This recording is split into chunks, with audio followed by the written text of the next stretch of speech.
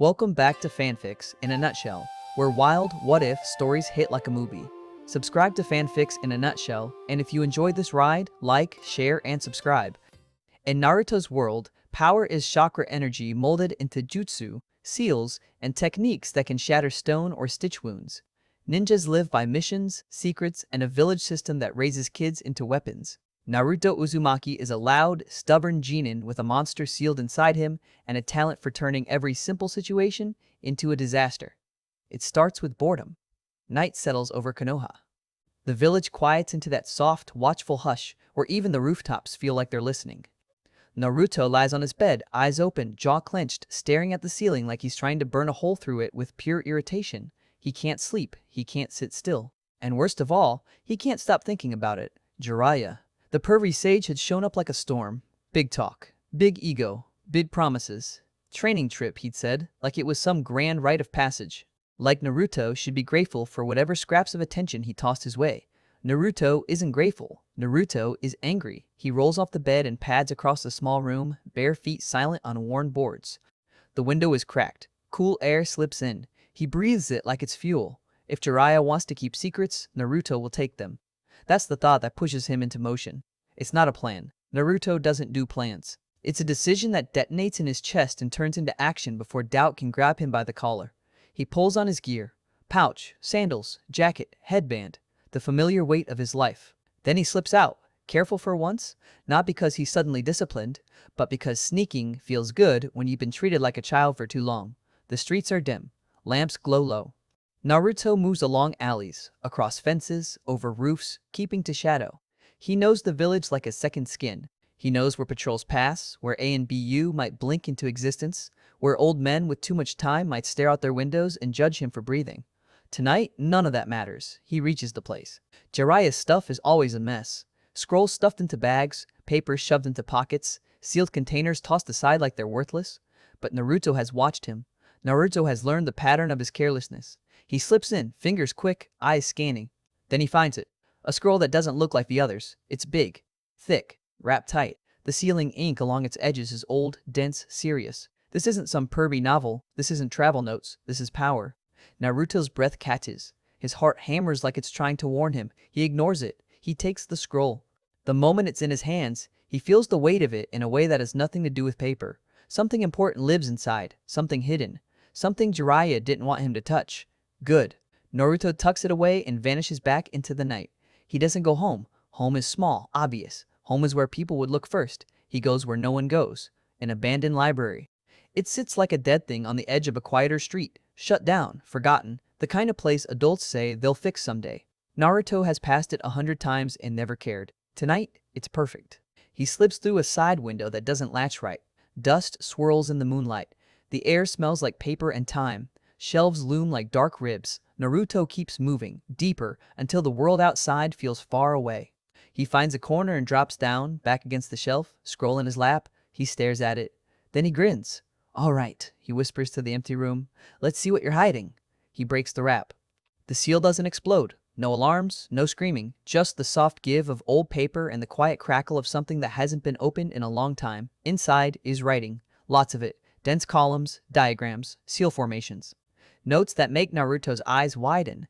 Frinjutsu. Real stuff. Complex stuff. The kind of technique you don't casually leave lying around unless you want someone dead. Naruto flips through, mouth slightly open, absorbing what he can. Some of it doesn't make sense. Some of it feels like trying to read a language he only half knows.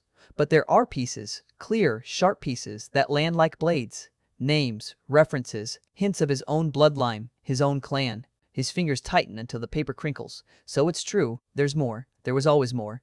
And it was kept from him. The anger returns like fire. Naruto's vision blurs for a second, not from tears. He refuses that, but from pressure. From everything he's swallowed for years. He turns the page hard. And that's when he sees it. Not a seal. A book. A single old book tucked inside the scroll's wrappings, like it was hidden there on purpose. The cover is worn. The title is faded. Gold leaf peeling away. The binding looks too old to be real. Naruto frowns. What the? He licks it. It's heavier than it should be. The surface is cold beneath his fingertips. There's a strange symbol on the spine, curved lines like vines, like thorns, like a story twisting into a trap. Naruto hesitates. For a heartbeat, the library feels colder. The darkness between shelves feels thicker, like something just noticed him. Then Naruto does what Naruto always does. He opens it. The pages flip on their own, like a gust of wind is trapped inside. Naruto's eyes widen, and before he can pull back, the paper glows. Not bright, not flashy. Wrong. The air around him tightens like a fist. The shelves groan. Dust lifts off the floor and swirls into a spiral. Naruto tries to yank his hands away, but the book doesn't let go. It holds him like it's alive. What? Hey, stop! The glow intensifies. The symbol on the spine burns into his vision. Naruto feels the pull in his stomach, like falling off a cliff. His body goes light, then heavy, then weightless. And then the library is gone. Sound collapses. Light twists. Naruto is yanked forward through a tunnel of pages. Words flashing like knives, illustrations bleeding into reality, fairy tale scenes snapping past in violent montage. A red hood, a dark forest, a tower, a mirror, a witch's grin, a wolf's eyes. Naruto screams, but the sound is swallowed. Then he hits the ground hard. Dirt, leaves, roots. He coughs and pushes himself up, blinking fast. Tall trees loom overhead. The canopy is thick, green-black. The moonlight sliced into jagged beams. The air smells alive sap, moss, wet earth. Naruto whips his head around. No Konoha buildings, no street lamps, no familiar rooftops, just forest. Okay, he says aloud, forcing calm through clenched teeth. Okay, genjutsu. This is a genjutsu. He bites his thumb, smears blood, slaps a quick dispel seal on his own palm like he's seen advanced shinobi do 1,000 times. Kai! Nothing changes. Naruto's stomach drops. He stands slowly. His senses sharpen. No chakra threads like a normal illusion. No hostile intent he can feel. But the air itself, something about it is different. Like the world is tuned wrong. Like the rules don't match the ones he grew up with. He looks up at the sky through branches. The moon feels too close. He turns in a slow circle, scanning. Then he sees it, a path, barely there, pressed into the dirt like something has been walking it for years. Naruto follows it because doing nothing is worse, because standing still makes him feel trapped, because if this is some stupid test, he will punch it in the face until it admits defeat. He moves through the woods for what feels like hours. The forest doesn't end, the trees don't thin, the air stays cool and watchful, and then he hears it, a scream, high, panicked, human. Naruto stops, body snapping into readiness. Then he's moving, sprinting toward the sound like it's a mission alarm. He crashes through brush and breaks into a clearing. 2 girls are there, backs against a thick tree, eyes wide with terror. One has short blonde hair, chin high, even while she's shaking defiant fear. The other has a bow clutched in trembling hands, dark hair pulled back, face pale. And in front of them, animals, not rabbits, not deer, predators, a pack. Lean bodies, eyes reflecting moonlight, teeth bared. Wolves. Naruto's first instinct is to laugh, because after everything, the scroll, the glowing book, the impossible forest, this is what he's dealing with? Wolves? Then the wolves snarl and creep closer, and the girl's fear spikes, and Naruto's smile disappears. Hey! Naruto barks, stepping between them and the pack. Back off! The wolves don't back off. They lower, preparing to lunge. Naruto sighs like he's annoyed at homework. Then his chakra surges. He moves fast. A blur. A strike. A kick. The first wolf flies sideways into dirt, yelping. The second leaps, and Naruto grabs it mid-air and slams it down hard enough to make the ground thump. The rest hesitate. Naruto's eyes narrow. I said, back off. The wolves decide he's not worth it. They retreat into the trees, disappearing like shadows. The clearing goes quiet except for the girl's frantic breathing. Naruto turns, rubbing the back of his neck like this is all normal. You guys okay?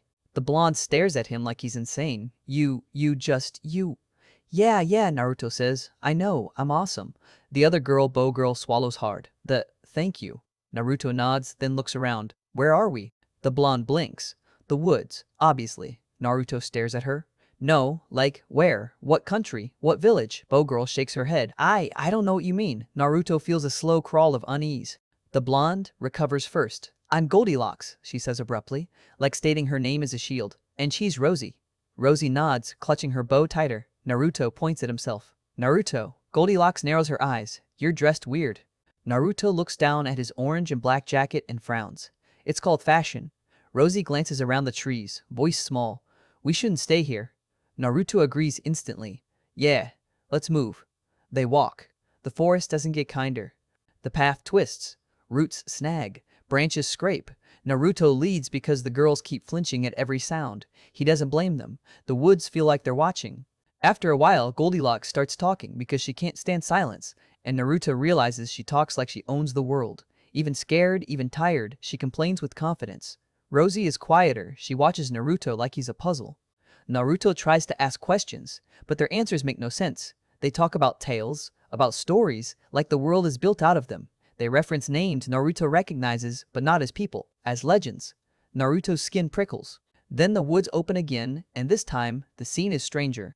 A man stands in a small clearing, holding a knife. His posture is stiff. His face is haunted.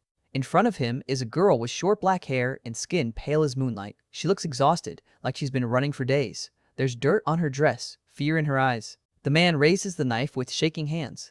Naruto doesn't think. He moves. He appears between them in a flash of speed, grabbing the man's wrist and twisting until the knife drops. The man staggers back, staring at Naruto like he's seeing a demon. Naruto stares right back.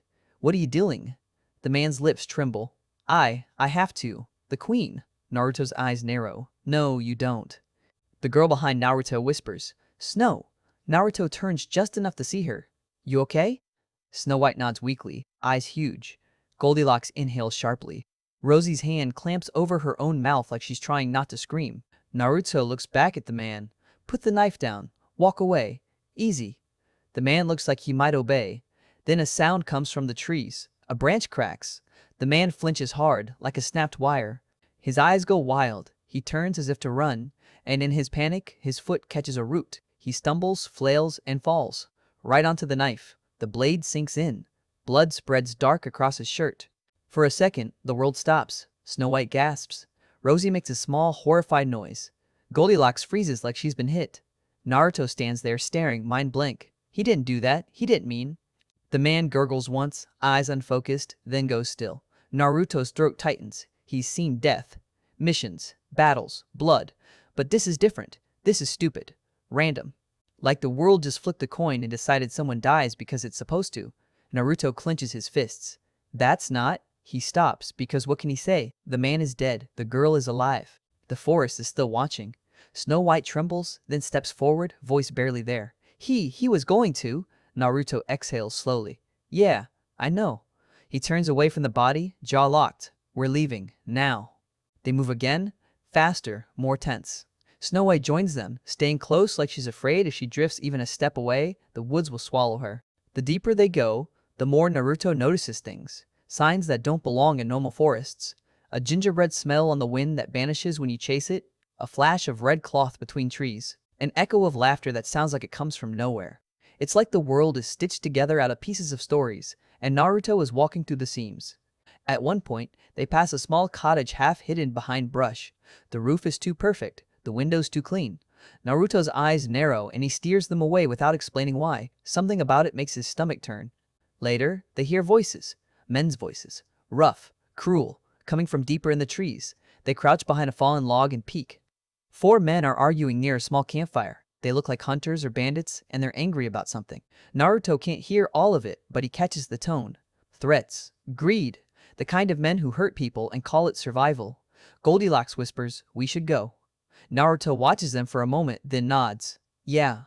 They start to retreat, and Naruto's foot snaps a twig. The men stop talking, heads turn. "Who's there?" One growls. Naruto swears under his breath. Of course this happens. He could run, he could avoid it. He could take the girls and disappear into the trees. But Naruto is Naruto. He stands up. The men squint at him, then laugh when they see a kid in orange. "Well, well," one says. "Look what wandered in." Naruto's smile is thin. "You guys lost?" They move toward him, hands drifting to weapons. Naruto's eyes flick to the girls behind him. Fear. Exhaustion. Snow White's shaking hands. Rosie's bow clenched like it's the only thing keeping her breathing. Naruto's patience snaps. Shadow clone jutsu. The clearing explodes with bodies. Dozens of Narutos pop into existence, surrounding the men like a wave. The men panic. They swing. They shout. Naruto's clones move like a storm. It's over fast. Too fast.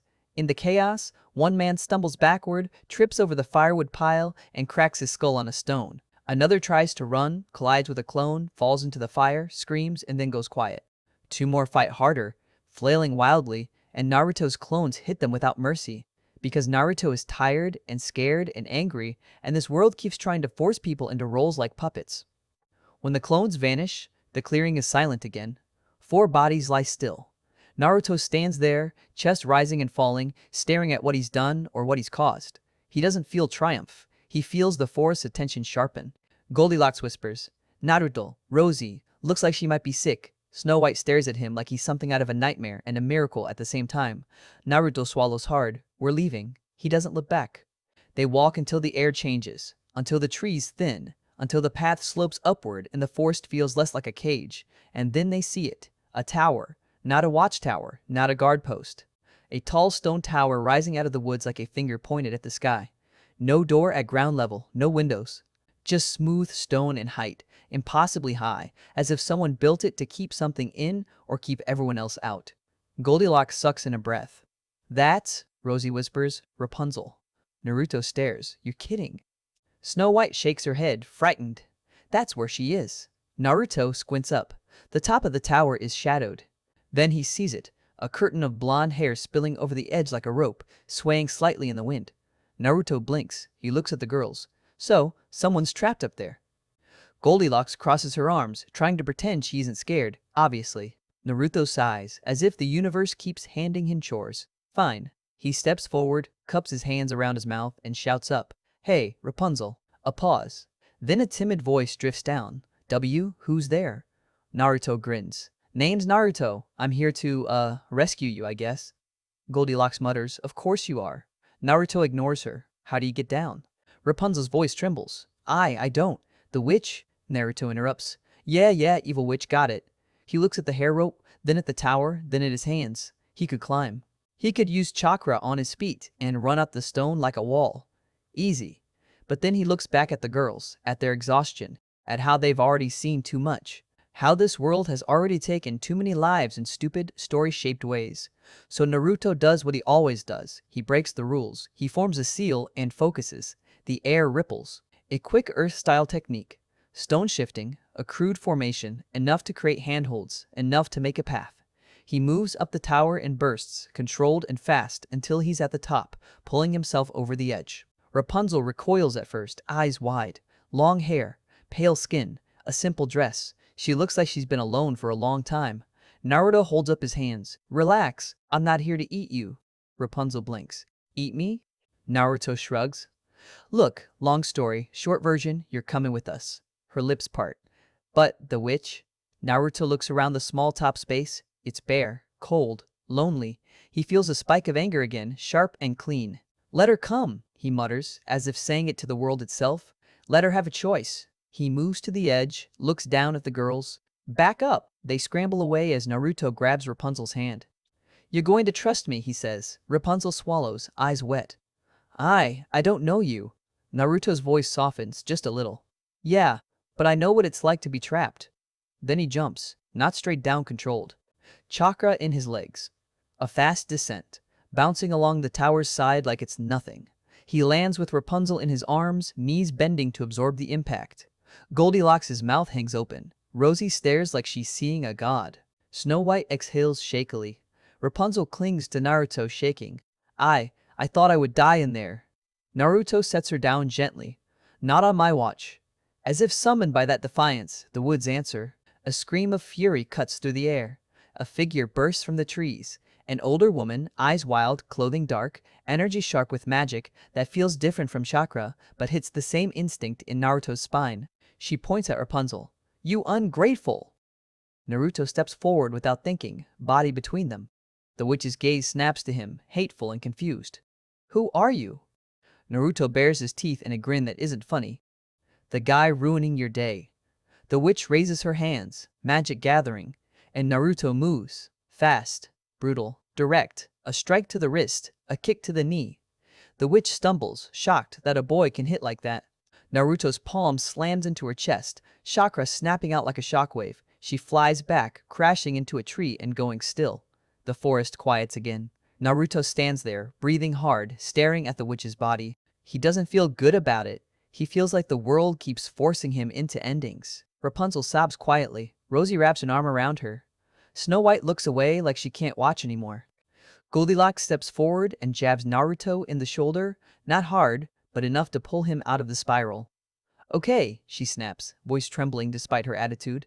"Now what?" Naruto looks at them all. 4 girls. All pulled from different corners of some nightmare storybook world. All staring at him like he's their plan because none of them have one. Naruto exhales slowly, then lifts his chin. Now, he says, voice steady, forcing confidence into the air like it's a wall they can lean on, we find a nearby village and figure out where we are. They move again, deeper into the unknown, the path stretching forward like a page turning. And somewhere in the woods behind them, the fairy tale world listens, quiet, patient, ready to see what Naruto breaks next. Mid-roll check-in. If you're still watching, you're one of the real ones, because this is where the cute fairy tale stops being cute. The trees thin ahead. A road appears. And far beyond the next bend, faint in the distance, something waits that looks a lot like civilization, or another trap dressed up as a happy ending. Naruto tightens his grip on the stolen scroll at his side. He steps forward anyway, and the story keeps pulling. The road is real under his sandals. Packed dirt, shallow ruts, a few broken stones.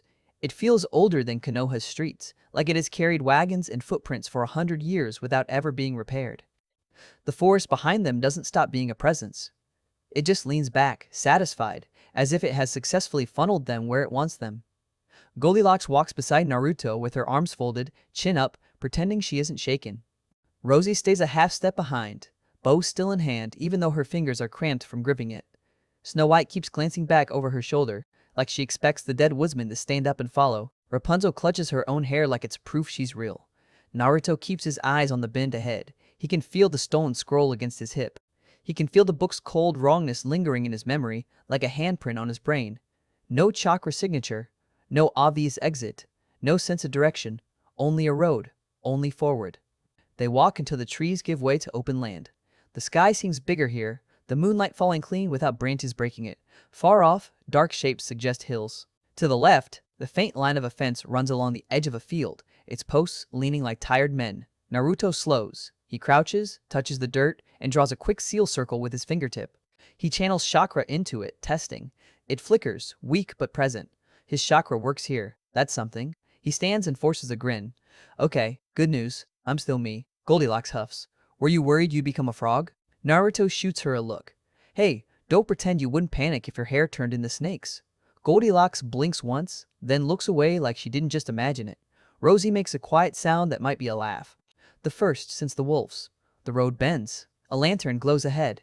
Then another. Then a cluster of lights like fireflies trapped in glass. A town. It doesn't look like any village Naruto knows. No walls, no watchtowers.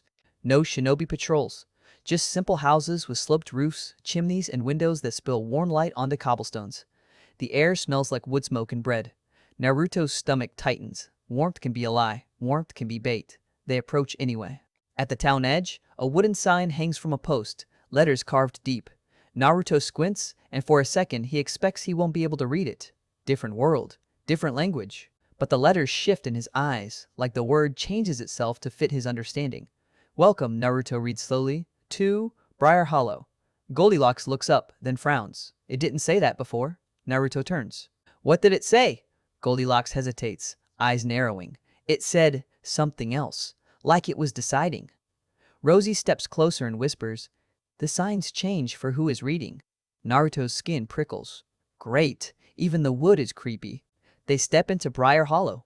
People glance up as they pass, not with the suspicious hardness of trained shinobi, not with the wary calculation of village guards, just curiosity, surprise, a few smiles. A few looks that linger too long on Snow White's pale face, on Rapunzel's hair, on Naruto's bright jacket. Naruto keeps his shoulders squared, his hand rests near his pouch. A baker stands outside his shop, wiping flour from his hands. He stares at Naruto like Naruto is some sort of traveling spectacle. Then his eyes flick to the girls behind him, and his expression shifts, recognition. Not personal recognition. Story recognition. His mouth falls open. By the saints, Goldilocks tenses. Rosie steps closer to Naruto. Snow White's breath stutters. Naruto plants his feet. What? The baker swallows. You're her. He points at Snow White with a trembling finger. And you? He points at Rapunzel. And you? His finger snaps to Goldilocks. This is. Yeah, Naruto says flatly. It's a long day. The baker's face brightens in sudden stupid hope. Are you here for the festival? Is it starting? Naruto blinks. Festival. The baker nods quickly, like he can't hold the excitement in. The happily ever after festival. The tales are moving again. We've been waiting years for a good season. Goldilocks' jaw tightens. Season. Naruto feels something shift in his chest, like the world is confirming what he already feared. This place doesn't run on time. It runs on stories. He forces a laugh that doesn't reach his eyes. Cool, so where's the nearest exit? The baker looks confused. Exit? Naruto leans closer, lowering his voice. Out. Back to my home. Konoha, Ninja Village. Ring any bells? The baker stares blankly. I don't know what those words mean. Naruto straightens, annoyed. Of course you don't. Rapunzel speaks softly. We should find somewhere to stay. Snow White nods immediately. Rosie nods too. Goldilocks pretends she isn't tired, but her feet shuffle. Naruto exhales. Fine, we'll get food, a bed. Then we figure out how to break this place. He turns to the baker. In? The baker points down the street, eager to be useful. The sleeping stag. Tell Maeve I sent you. They walk, following the sign of a stag painted above a wide door. The inn is lively. Not loud, but warm. A hearth crackles. People sit at tables with mugs and bowls. A fiddler in the corner plays something that makes the air feel old. Naruto walks in and the room turns. Heads swivel, murmurs rise. Someone whispers, "It's them." Someone else whispers, "No, it can't be." Maeve, the innkeeper, stands behind the bar, broad-shouldered, hair pulled back, eyes sharp like she's seen everything and is bored by most of it. She watches them approach with that same story recognition in her gaze, but she doesn't look awed. She looks irritated. Let me guess, Maeve says, voice dry. You're here to ruin my week. Naruto stops at the bar. He sizes her up. Depends. Are you evil? Maeve snorts. Only when someone tracks mud on my floor. Her eyes flick to Naruto's sandals. So yes. Goldilocks bristles. We need rooms. Maeve points a thumb. 3 small rooms upstairs. Pay first. Naruto reaches for his pouch, then freezes. He has kunai, shuriken. A few coins from Konoha that won't mean anything here. He looks at the girls. Any of you have money? Goldilocks looks offended. Do I look like I carry money? Rosie shakes her head. Snow White looks like she might cry again. Rapunzel's hands clutch her hair. Naruto grimaces. Okay, new plan. I'll negotiate. Maeve watches his face shift and her eyes narrow. No stealing? Naruto lifts his hands. Who said stealing? Maeve leans forward. You, your face. Naruto grinds his teeth, then forces a bright smile. Listen, we're travelers. We had an incident. Wolves, witch, dead guy. You know how it is. Maeve doesn't blink. I know how it is. Pay or leave. Naruto's patience burns. He can feel eyes on him waiting for the spectacle, waiting for the story. He hates that feeling. He hates being pushed. He pulls the stolen scroll out, sets it on the bar with a thump. How about this? Maeve's eyes flick to the ceiling. Just for a heartbeat, her expression changes. A flash of caution, maybe fear. Then she masks it. That's not currency. Naruto leans in. It is if it scares you. Maeve's lips press into a thin line. She stares at the scroll like it's a snake. Then she sighs. Fine. 1 night, 1 meal, and you keep your, whatever that is, out of my inn. Naruto grins, victorious. Deal. Maeve hands him a keyring. Upstairs. Second door. Try not to start a war. Naruto turns, leading the girls up the creaking steps. The hallway smells like old wood and soap. He opens the room. 2 beds, a small table, a wash basin. It's simple, but it's safe enough for 1 night. The girls file in like ghosts. They sit, they exhale. Naruto closes the door behind them and leans on it for a second, eyes shut. He didn't realize how tight his chest was until he stops moving. Goldilocks breaks the silence first. So, she says, trying to sound casual. You're, what? A knight? Naruto opens one eye. A ninja. Goldilocks blinks. Is that like a knight? Naruto thinks about it. Missions. Killing. Orders. Secrets. Kinda. But cooler. Goldilocks rolls her eyes. Of course you say that. Rosie speaks quietly. You move like the huntsman, but faster. And your copies, Naruto scratches his cheek. Shadow clones. Chakra technique. Snow White stares down at her hands. I thought I was going to die today. Rapunzel sits beside her, fingers trembling. I thought I would never see the sky again. Naruto watches them. For all his loudness, he isn't stupid. He sees the fear in their shoulders, the way they flinch at every creak, the way they look at him like he's their shield. He sighs and sits on the edge of a bed. Okay, listen. They all turn. Naruto taps the scroll. I stole this. It's important. I don't know why it had that book in it, but the book dragged me here. That means it might be the key to getting out. Goldilocks narrows her eyes. You still have the book? Naruto hesitates. Then he reaches into his jacket and pulls it out. The fairy tale book looks harmless now. Worn cover, faded title. But Naruto can still feel it. Like a chill, like it's waiting. Snow White's breath catches. Rapunzel leans back instinctively. Rosie's fingers tighten on her bow. Goldilocks whispers, "That's not supposed to exist." Naruto looks up. "What do you mean?" Goldilocks swallows. "There are rules. The stories play out. People do what they're supposed to do. Sometimes the tales change, but that book is like a hand that turns the pages." On Naruto's jaw tightens, so it's controlling this place. Rosie nods faintly. The book chooses. Naruto stares at it, anger building again.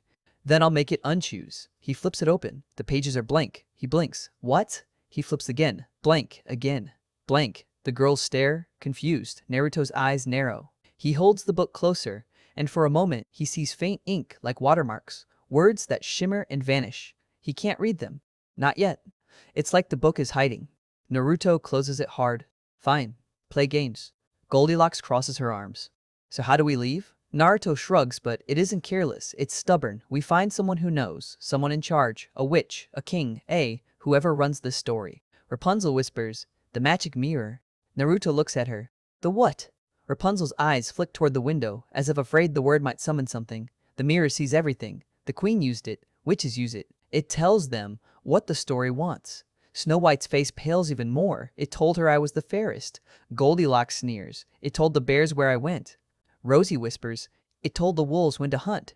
Naruto sits up straighter. "So the mirror is like an information source." Goldilocks gives him a blank look. "A what?" Naruto wades it off. "Never mind. Point is, mirror knows. Mirror might tell us how to get out." They stare at him. Rosie speaks carefully. "No one just goes to the mirror." Naruto grins, sharp, "Then we'll be the first." They eat downstairs. Maeve sends up bowls of stew and thick bread, and Naruto eats like he hasn't eaten in days. The girls eat slower, cautious, still recovering from fear. The inn's common room hums around them, people whispering, sneaking glances, treating them like living folklore. Naruto hates it, but he lets it happen because they need the food.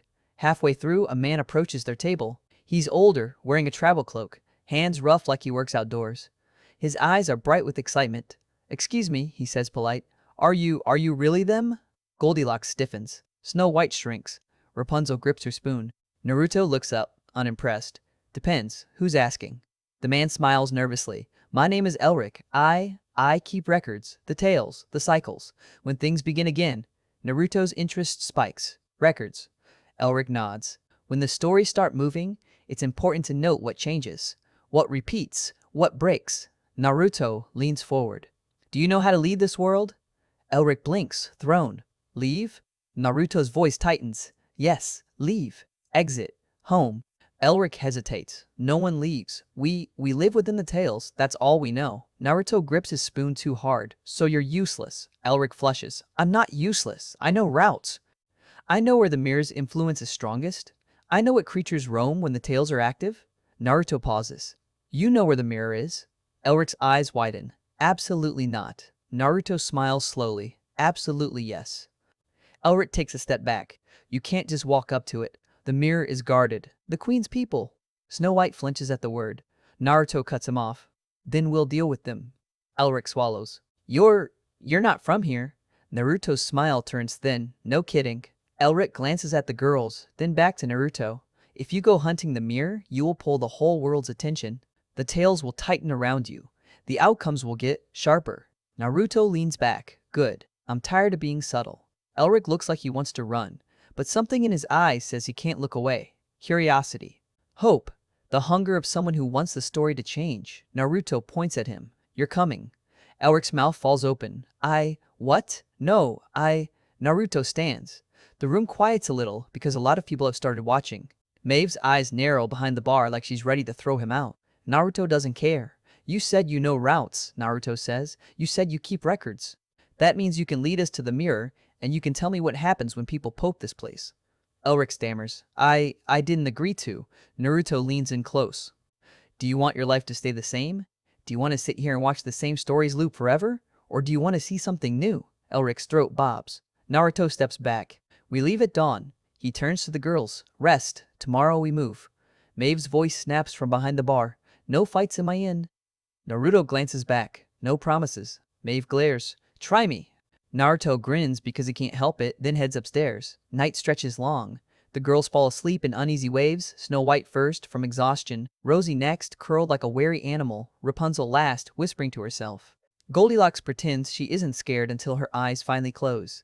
Naruto sits awake by the window, book in his lap, staring at the moon. He tries opening the pages again. Blank. He presses chakra into it. The cover warms for a second, then goes cold, like it's absorbing him and giving nothing back. He clenches his jaw. Fine, he whispers. Be stubborn. I'm better at stubborn. At some point, he dozes. A sound wakes him. Soft. Like paper turning. Naruto's eyes snap open.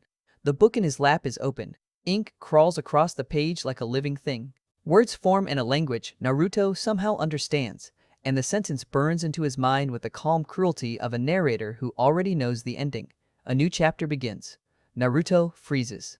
Then the words shift, and he sees one line clearly. The hero enters the mirror's road. Naruto's blood runs cold. He slams the book shut, heart pounding, breath loud in the quiet room. He looks around, expecting someone to be there, expecting the forest, expecting the world's gaze. Nothing, just sleeping girls. Naruto swallows hard and forces himself to breathe slower, so it's not random, it's writing him, it's deciding what he is. Hero, villain, tool. Naruto's hands tighten until the book creaks. No, he whispers, I decide. Morning comes with gray light and the smell of damp earth. They gather downstairs, stiff and half awake. Maeve serves them water and hard bread like she's feeding soldiers she doesn't like. Elric shows up right on time, pale, eyes tired, cloak already on. He looks like he didn't sleep. Naruto nods at him. Good, you're smart. Elric looks offended. I'm terrified. Naruto claps him on the shoulder, almost knocking him over. Same thing. They leave Briar Hollow as the town wakes, stepping back onto the road. People watch from windows. A few wave. A few whisper prayers. A few look eager, like they want disaster because it's entertainment. Naruto ignores them.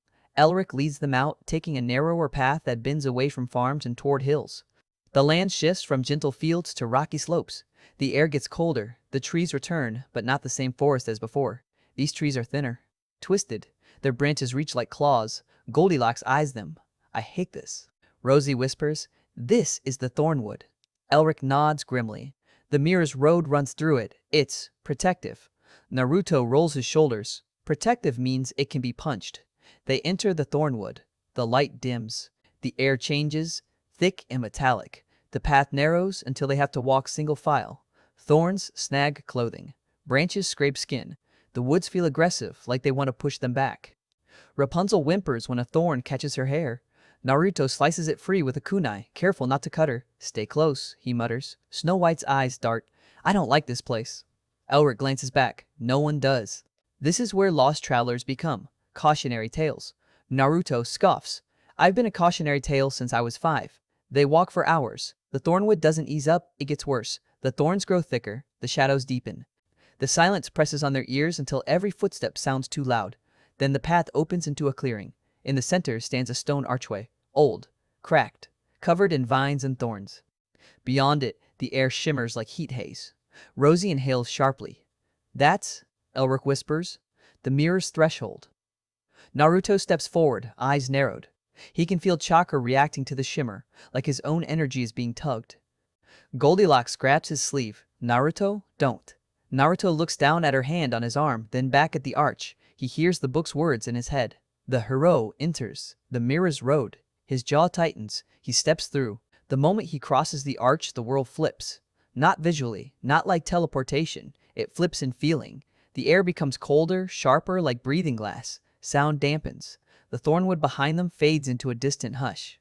Ahead, the path becomes smooth black stone, reflecting the faint light like water, and lining the path, on both sides stand mirrors. Not small ones, tall ones, as high as a man, angled toward the road like silent spectators. Their surfaces shimmer.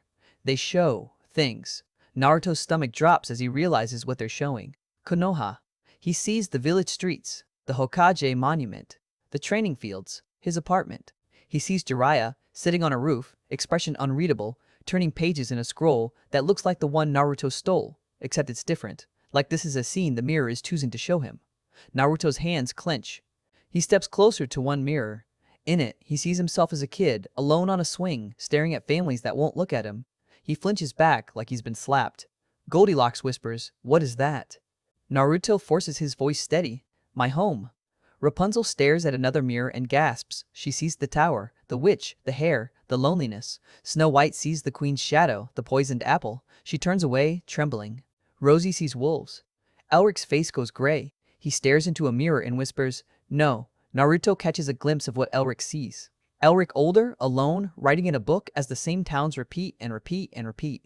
The mirror isn't just showing them images, it's showing them pressure points. Naruto steps back into the center of the road and looks ahead. Far down the path, a larger structure rises. A building shaped like a chapel in a throne room had a child and raised it on secrets. Black stone, silver lines, a single massive mirror at its heart, visible even from here like a pale eye. Naruto's pulse speeds up. "That's it," Elric whispers, voice shaking.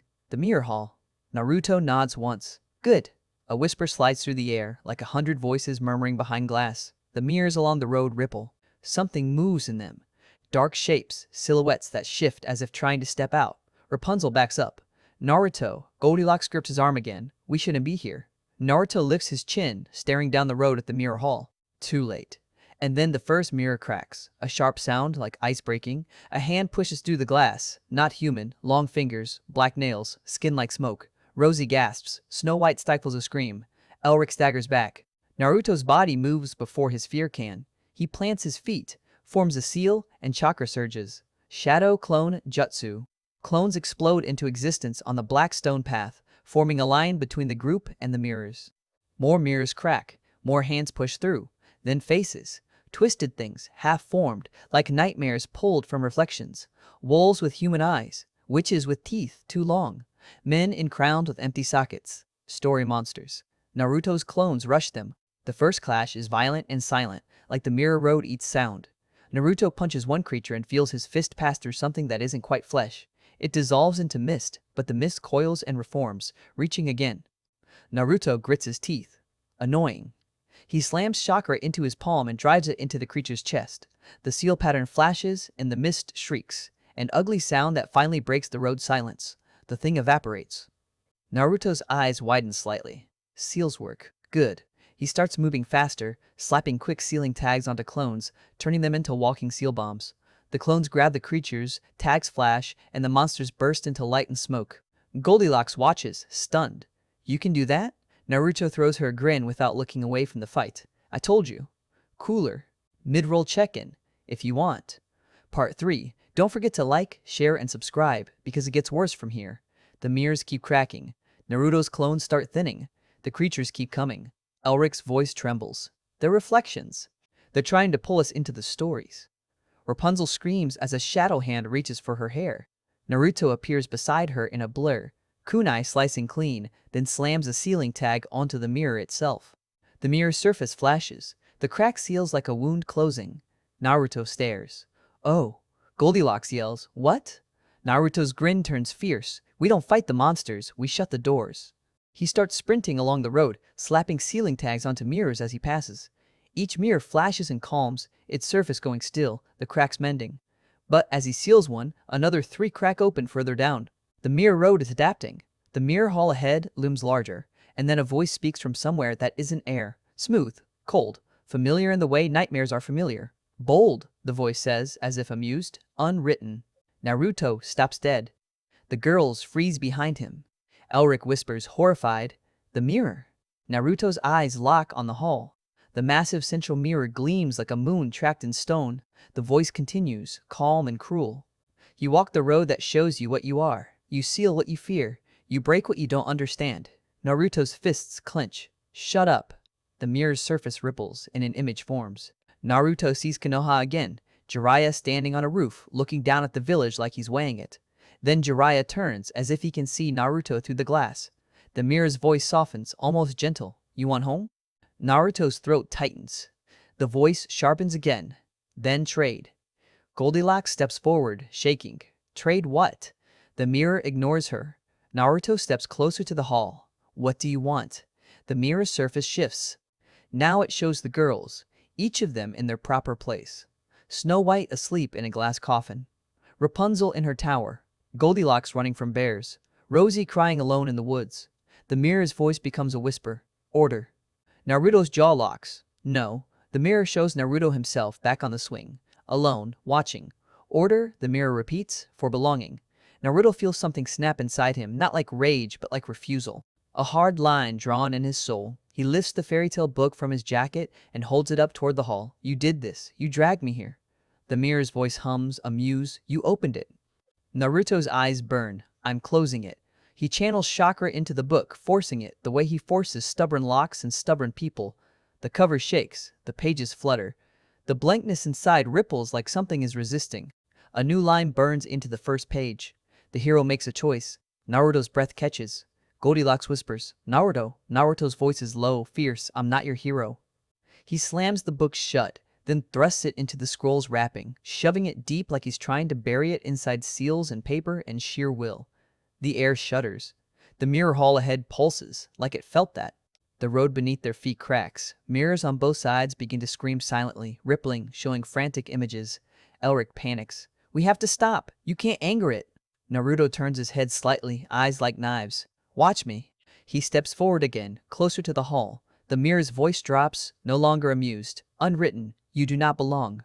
Naruto's grin returns, sharp as a blade. Then I'll make my own place. He forms a seal. Chakra surges into his palm.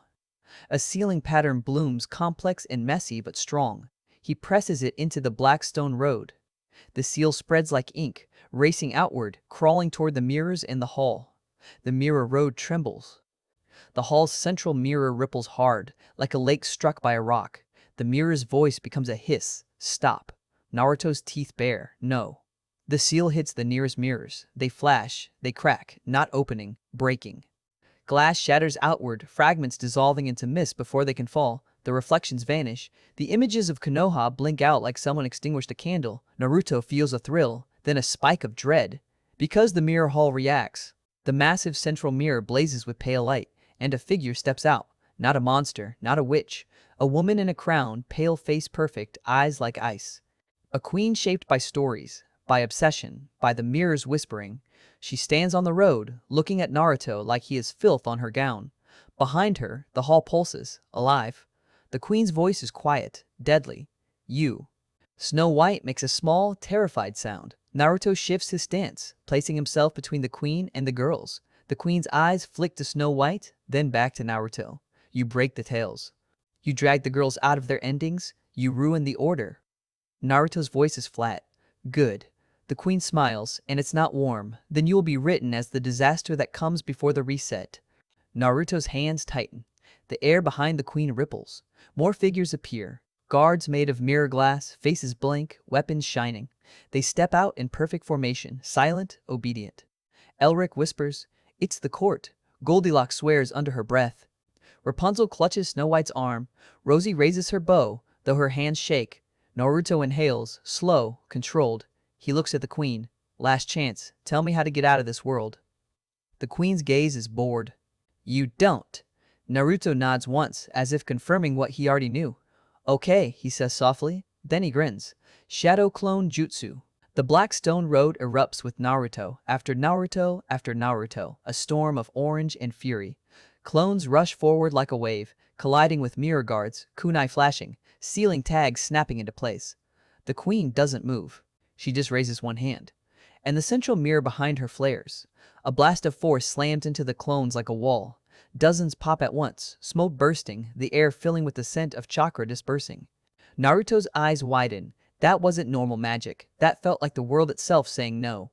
The queen steps forward, calm, unstoppable. You cannot punch a story. Naruto spits. Watch me. He sprints straight at her. The queen's hand flicks again, and the mirror road tries to swallow Naruto, black stone rising like liquid, grabbing at his ankles.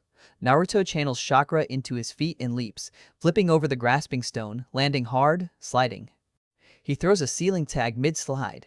It sticks to the stone hand. The seal flashes. The stone hand collapses. Naruto's grin widens. Yes, I can. The queen's eyes narrow for the first time. She gestures, and mirrors reform along the road. New ones, grown out of nothing, their surfaces already rippling. Reflections begin to pour out again. Naruto feels the pressure spike. This is bigger than wolves, bigger than a witch, bigger than random death. This is the engine of the world. Goldilocks screams, Naruto, behind you. Naruto twists. A mirror guard lunges, blade aimed for his ribs. Naruto catches the blade with a kunai, sparks flying, then slams his forehead into the guard's face. The glass cracks. The guard staggers. Naruto slaps a seal tag onto the crack. The guard dissolves. Naruto breathes hard, eyes flicking to the girls. Run. They don't move. They're frozen, trapped between terror and trust. Naruto roars, "Move!" That breaks them. They turn and sprint back down the mirror road, away from the hall, away from the queen. Elric runs too, nearly tripping over his own feet. Naruto stays. He looks at the queen, then at the hall, then at the endless mirrors. He realizes something with sudden, cold clarity. If he runs, the story chases. If he fights the guards, the story feeds. But if he hits the source, Naruto's eyes lock on the massive central mirror. The queen sees his gaze shift and smiles again, like she just read the next line. No. Naruto's grin turns feral. Yes. He throws down smoke bombs. White smoke erupts, thick, blinding. He vanishes into it, moving fast, chakra pulsing, clones flickering in and out like misdirection. He bursts out of the smoke right at the steps of the hall. The central mirror looms above him, huge, ancient, surface rippling with endless images. Naruto slams both hands onto it. Chakra pours out, wild, furious, refusing to be shaped into anything polite. The mirror's surface fights back, cold force pressing against him, trying to shove him away, trying to reject him. Naruto's teeth grit. No. His seal pattern spreads across the mirror like fire. The mirror screams. Not with sound, but with pressure. With images exploding, Konoha, the swing, Jiraiya, the girl's endings, 1,000 fairy tales tearing through his brain. Naruto's vision blurs. He almost collapses. Then his seal bites deeper. The mirror's surface cracks. The queen's scream finally has sound. "Stop!" Naruto roars back. "I said no!" The crack widens. Light spills out. And through the crack, Naruto sees something that isn't a reflection. A hallway. A library. His abandoned library. The doorway back. His breath catches so hard it hurts. For one perfect second, he sees home. Then the queen's magic slams into him like a hammer. Naruto is ripped backward off the mirror, thrown down the hall steps, skidding on black stone. Pain flares in his back. His breath knocks out of him. He forces himself up on one elbow, vision swimming. The queen stands at the top of the steps, eyes blazing, her perfect calm shattered. The central mirror behind her is still cracked, still leaking light. Naruto's chest heaves. He did it. He opened a way. But he didn't finish. The queen's voice is trembling with rage. "You will be rewritten." The mirror guards close in. Naruto looks down the road. Far away, he sees the girls' tiny shapes running, looking back, fear on their faces. Naruto's mind races. If he stays, he might hold the crack open. If he dies, the crack closes. If he runs now, the crack might close anyway.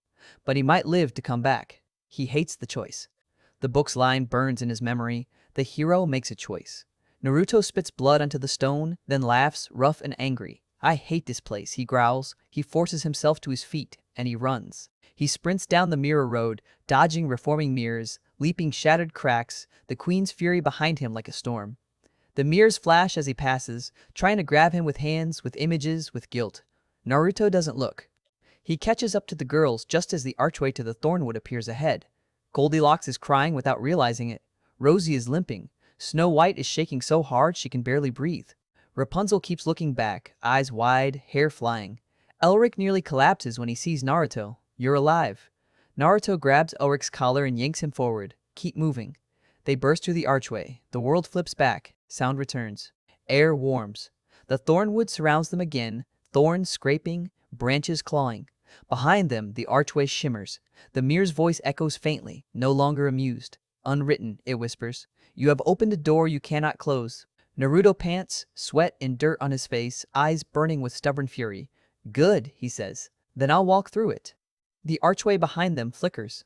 For a heartbeat, the crack in the central mirror is visible through it, white light spilling out like a promise. Then it snaps shut. Gone. Only stone and vines remain. Silence drops over the group like a blanket. Snow White sinks to her knees, sobbing quietly. Rapunzel kneels beside her. Rosie sits hard on a rock, bow across her lap, shaking.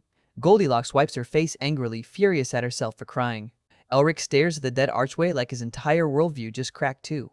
Naruto stands there, breathing hard, staring at nothing. He saw it. He saw home. And now it's gone. He turns slowly to Elric. His voice is low, dangerous. "You said the mirror tells the story what to do." Elric swallows. "Yes." Naruto's eyes narrow. "Then we find another way to the hall. Another entrance. Another crack." Elric shakes his head, terrified. "There isn't." Naruto steps closer. "There is, because I made one." He points back toward where the archway was. "That mirror hall is real. That crack was real. And it showed me a library." Goldilocks stares. "A library?" Naruto nods, jaw tight. "Where I came in." Rapunzel whispers, "So the mirror knows your entrance." Naruto's voice hardens, and it can close it. Snow White looks up, eyes red. Then, we're trapped. Naruto looks down at her, and for a moment his expression softens, not into kindness, but into something solid. Not forever, he says. We're not staying characters in someone else's tale. He lifts the stolen scroll. He passed the spot where the fairy tale book is buried inside. We train, he says. We get smarter. We get stronger. We learn the rules of this place, and then we break them on purpose. Goldilocks stands, shaky but fierce. And if the queen comes? Naruto grins, tired and dangerous. Then she learns what it feels like to fight someone who doesn't care about happy endings. They move again, deeper into the thornwood, looking for a safer place to rest, the air still trembling with the merest threat. Behind them, unseen, the story shifts. A new chapter begins somewhere in blank pages. And the world starts arranging the next trap.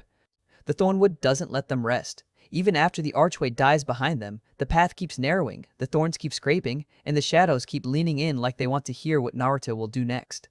The girls stumble more than they walk. Rosie's limp worsens. Snow White's breathing comes in shallow bursts like she can't get enough air into her lungs.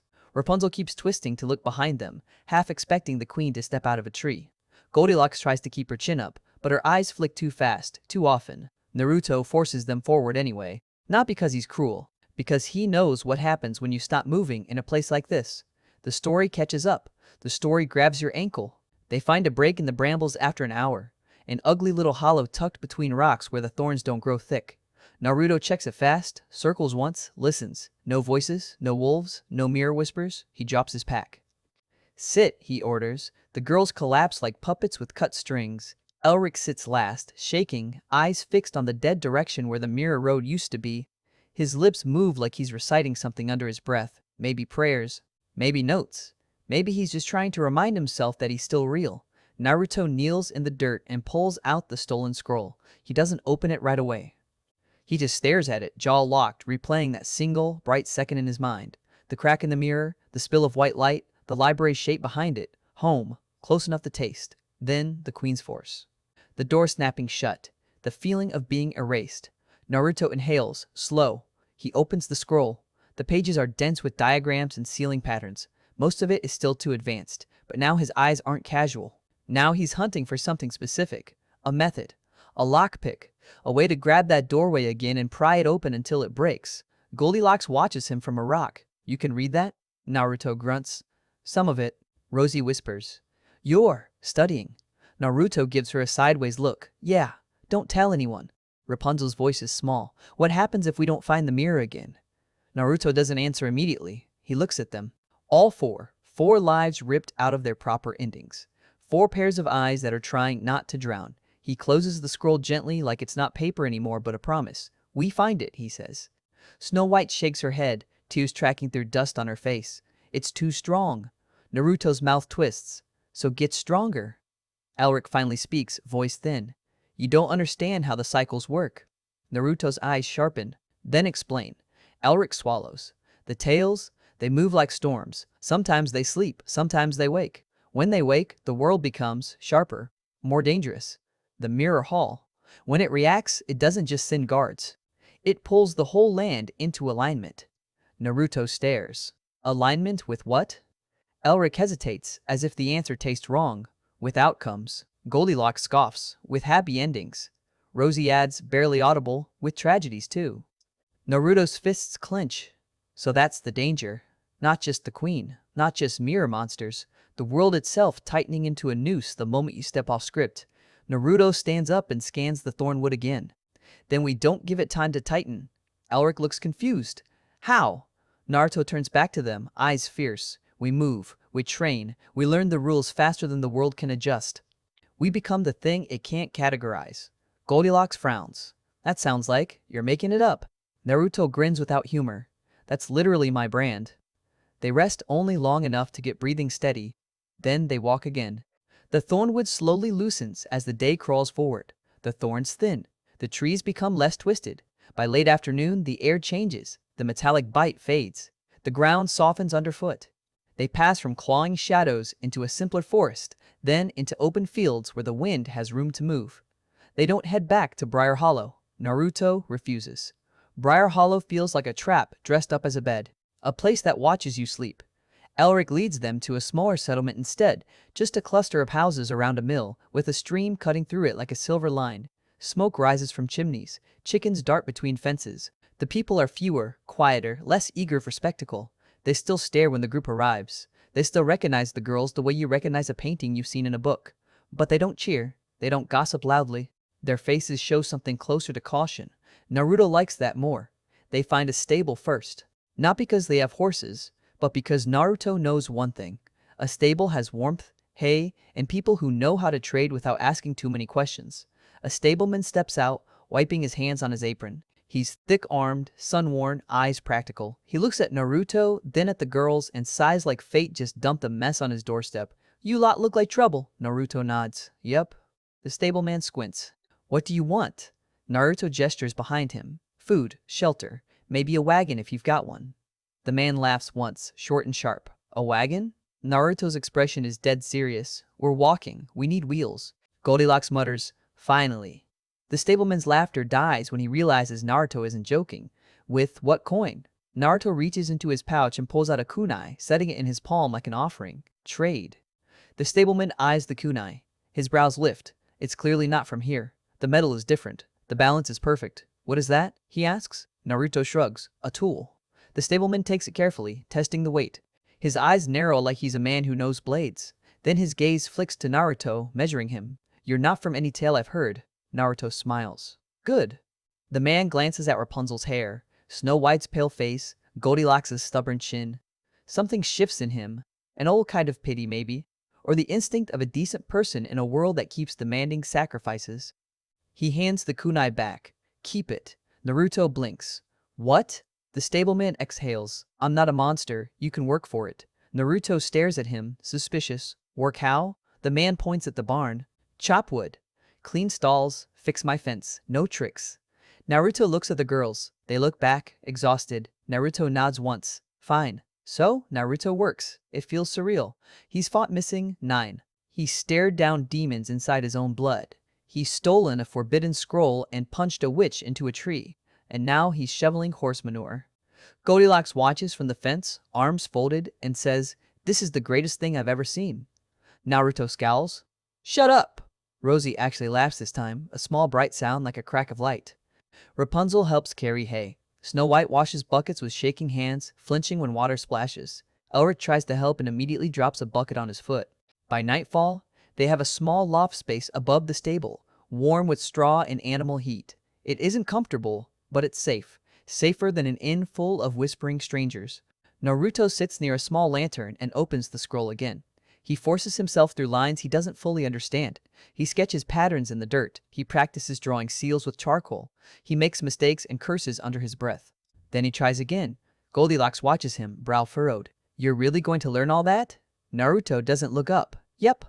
Goldilocks gestures at the complex symbols. "That looks impossible." Naruto finally meets her gaze. His eyes are tired, but there's a hard light inside them. "So was the mirror, and I cracked it." Goldilocks goes quiet. Elric clears his throat. You should also learn about the lands." Naruto nods without looking away from the scroll. "Talk." Elric sits, hugging his knees like a nervous kid. "There are regions the stories favor. Forests where the wolves always hunt. Kingdoms where queens always rise. Roads that lead to towers because they have to. If you want to reach the mirror hall again, you can't just walk at it." Naruto draws a seal line, steadying his hand. "Why not?"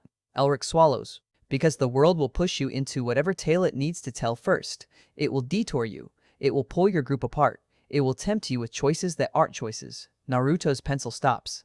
He looks up slowly. "Like showing me Konoha." Elric nods, face pale. "Like showing you Konoha." Naruto leans back, thinking hard. "So we need a route that avoids the major tales." Elric's eyes widen. "There aren't many." Naruto's grin returns, sharp. "Then we take the ones people don't like." The next morning, Naruto trains. Not in the woods, not in secret. Right behind the stable, in the open, where the ground is flat. He creates clones until the air is crowded with orange jackets. Dozens at first, then hundreds. The stableman comes out, takes one look, and drops his broom. Goldilocks sits on a fence rail like she's watching a performance. Rosie stares like she's trying to memorize every movement. Snow White flinches at the sudden flood of bodies, then slowly relaxes when she realizes every one of them is Naruto. Rapunzel whispers, How many can you make?" Naruto shrugs, breathing hard. "Enough." He assigns clones to tasks. Some practice seal drawing over and over until their hands are steady. Some run chakra control drills, tree walking on fence posts, balancing on narrow rails. Some spar each other, making the air crack with impact. Naruto himself practices the thing that mattered on the Mirror Road, sealing tags on moving targets. He throws kunai into a fence post, then slaps tags onto them mid-spin. He misses. He curses. He tries again. Hours pass. Clones pop in smoke as their chakra runs out, their memories flooding back into Naruto like a swarm of bees. He staggers sometimes, head throbbing with information and pain, but he keeps going. He can't afford to stop, because he can still hear the mirror's voice. Unwritten. You do not belong. Naruto's stubbornness hardens into something close to rage. By the third day, he can slap a seal tag onto a spinning kunai without looking. By the fifth day, he can draw a complex seal circle in the dirt with one hand while moving. By the seventh day, he has a wagon. It's old, wooden, the wheels creak. The stableman sells it to them with a grim warning that it will fall apart if Naruto treats it like a ninja tool. Naruto promises nothing. They also get a horse, a big brown mare with patient eyes. She watches Naruto like she's assessing whether he's a threat or just loud. Naruto pats her neck. You're coming with us. The horse snorts. Goldilocks names her instantly. Hazel. Naruto squints. Why? Goldilocks shrugs. Because it sounds like someone who kicks. Hazel flicks an ear like she approves. They leave the mill village at dawn. The wagon carries their supplies, their blankets, their food. It carries Snow White and Rosie when their feet can't handle the road. Rapunzel walks beside the wagon, hair braided tight so it doesn't snag. Goldilocks walks ahead like she's daring the world to challenge her. Elric rides in the back, clutching his record book like it's a shield.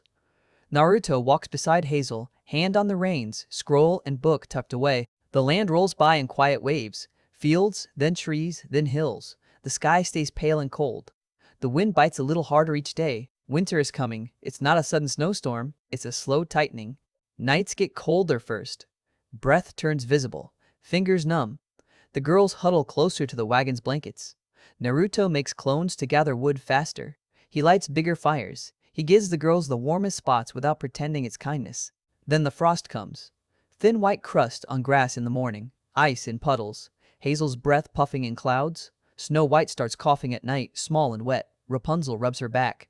Rosie's cheeks turn raw red from the cold.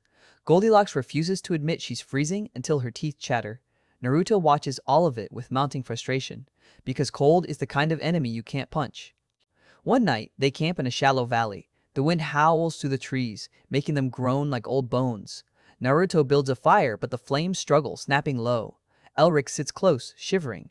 This is bad timing. Naruto tosses another branch into the fire. No kidding. Elric's voice is tight. Winter makes the stories crueler. People get desperate. Witches get bolder. Wolves hunt closer to roads. It's a season for tragedy. Goldilocks spits into the fire like she's trying to curse the season. Of course it is, Rosie whispers. We should find a town. Elric shakes his head. Towns are worse in winter. People get hungry. Snow White coughs again, eyes watering. Naruto's jaw tightens. He looks at the scroll, then at the book, then at the fire. Then he stands. Goldilocks looks up. What are you doing? Naruto's voice is flat. Fixing the cold. Goldilocks stares. How? Naruto forms a seal. Chakra flares. A ring of clones appears instantly, each one grabbing wood, moving with purpose. Naruto points at the valley edges. You, dig. Make a windbreak. You get more wood. You gather pine needles. You start a second fire. Elric blinks. You can just do that? Naruto doesn't look at him. Watch. In minutes, the camp changes. Clones stack logs into walls. They dig shallow trenches. They pull branches to block the wind. They lay thick pine needles on the ground like bedding. They build a second fire so the heat doubles. The girls stare, stunned, as if they're watching a miracle made of brute force. Goldilocks finally mutters, Okay, that's actually useful. Naruto sits back down, breathing hard. Yeah. Rapunzel leans closer to the heat, eyes shining. It's like you have a whole army. Naruto stares into the flames. That's the point. They survived the night. Barely. But survival doesn't mean safety. It just means the next morning comes. And when the morning comes, the valley is white. Snow. Not deep yet, but enough to change the world. Hazel's hooves crunch. The wagon wheels complain. The road becomes slick and ugly. The world becomes quieter too, like the land is holding its breath. Then they find the tracks. Small footprints crossing the road, half buried in snow. Tiny. Bare. Rosie leans over the wagon side, squinting. Those are children. Elric's face tightens. Children don't travel alone in winter. Goldilocks narrows her eyes, unless they're being chased. Snow White looks sick. Rapunzel whispers, or lured. Naruto stops the wagon. He steps off, crouches, and follows the tracks with his eyes. They lead off the road into the trees. He knows this feeling, the story trying to hook him, trying to drag him into another tale before he can reach the mirror again. He stands slowly, looking at the woods. Goldilocks watches him, already knowing. Don't. Naruto's jaw works. We can't just leave kids out there. Goldilocks snaps. They're not kids. They're... She stops herself, because even she doesn't want to say it out loud. Elric whispers, "This is how it starts. If you follow, the tail grabs you." Naruto looks back at the group. Snow White is shivering, eyes huge with fear. Rosie's lips are blue. Rapunzel is holding herself like she's trying not to break. Hazel stamps her hoof, impatient. Naruto is torn in half for one long second. Then he makes the decision like a knife. "Fine," he says. "We don't follow the tracks." Relief flashes on Goldilocks' face. Naruto holds up a hand. "We go around." Goldilocks' relief dies instantly. "That's the same thing." Naruto grins. "No, it's smarter." He makes clones. 12. He points. "You scout the perimeter. Don't engage. Just find out what it is and where it leads. If it's a trap, mark it. If it's kids, we grab them and run." Ulrich looks horrified. "That's still engaging." Naruto shrugs. "Welcome to my life." The clones vanish into the trees like orange shadows. Minutes crawl. The wind hisses through branches. The wagon creaks softly as Hazel shifts her weight. The girls wait, tense, listening for screams. Then a clone returns, breathless. "It's a house," it says. "In the woods. Smells like sweets." Goldilocks closes her eyes like she wants to scream. "Of course." Elric whispers, almost to himself, "Gingerbread." Naruto exhales, annoyed. "All right, confirm. Which inside?" The clone nods. "Yeah, and 2 kids. They're alive." But she's talking to them. Snow White's hand flies to her mouth. Rapunzel's voice shakes. "We can't leave them." Goldilocks points at Naruto. "We can't save them either. This is what the mirror wants." Naruto's eyes sharpen.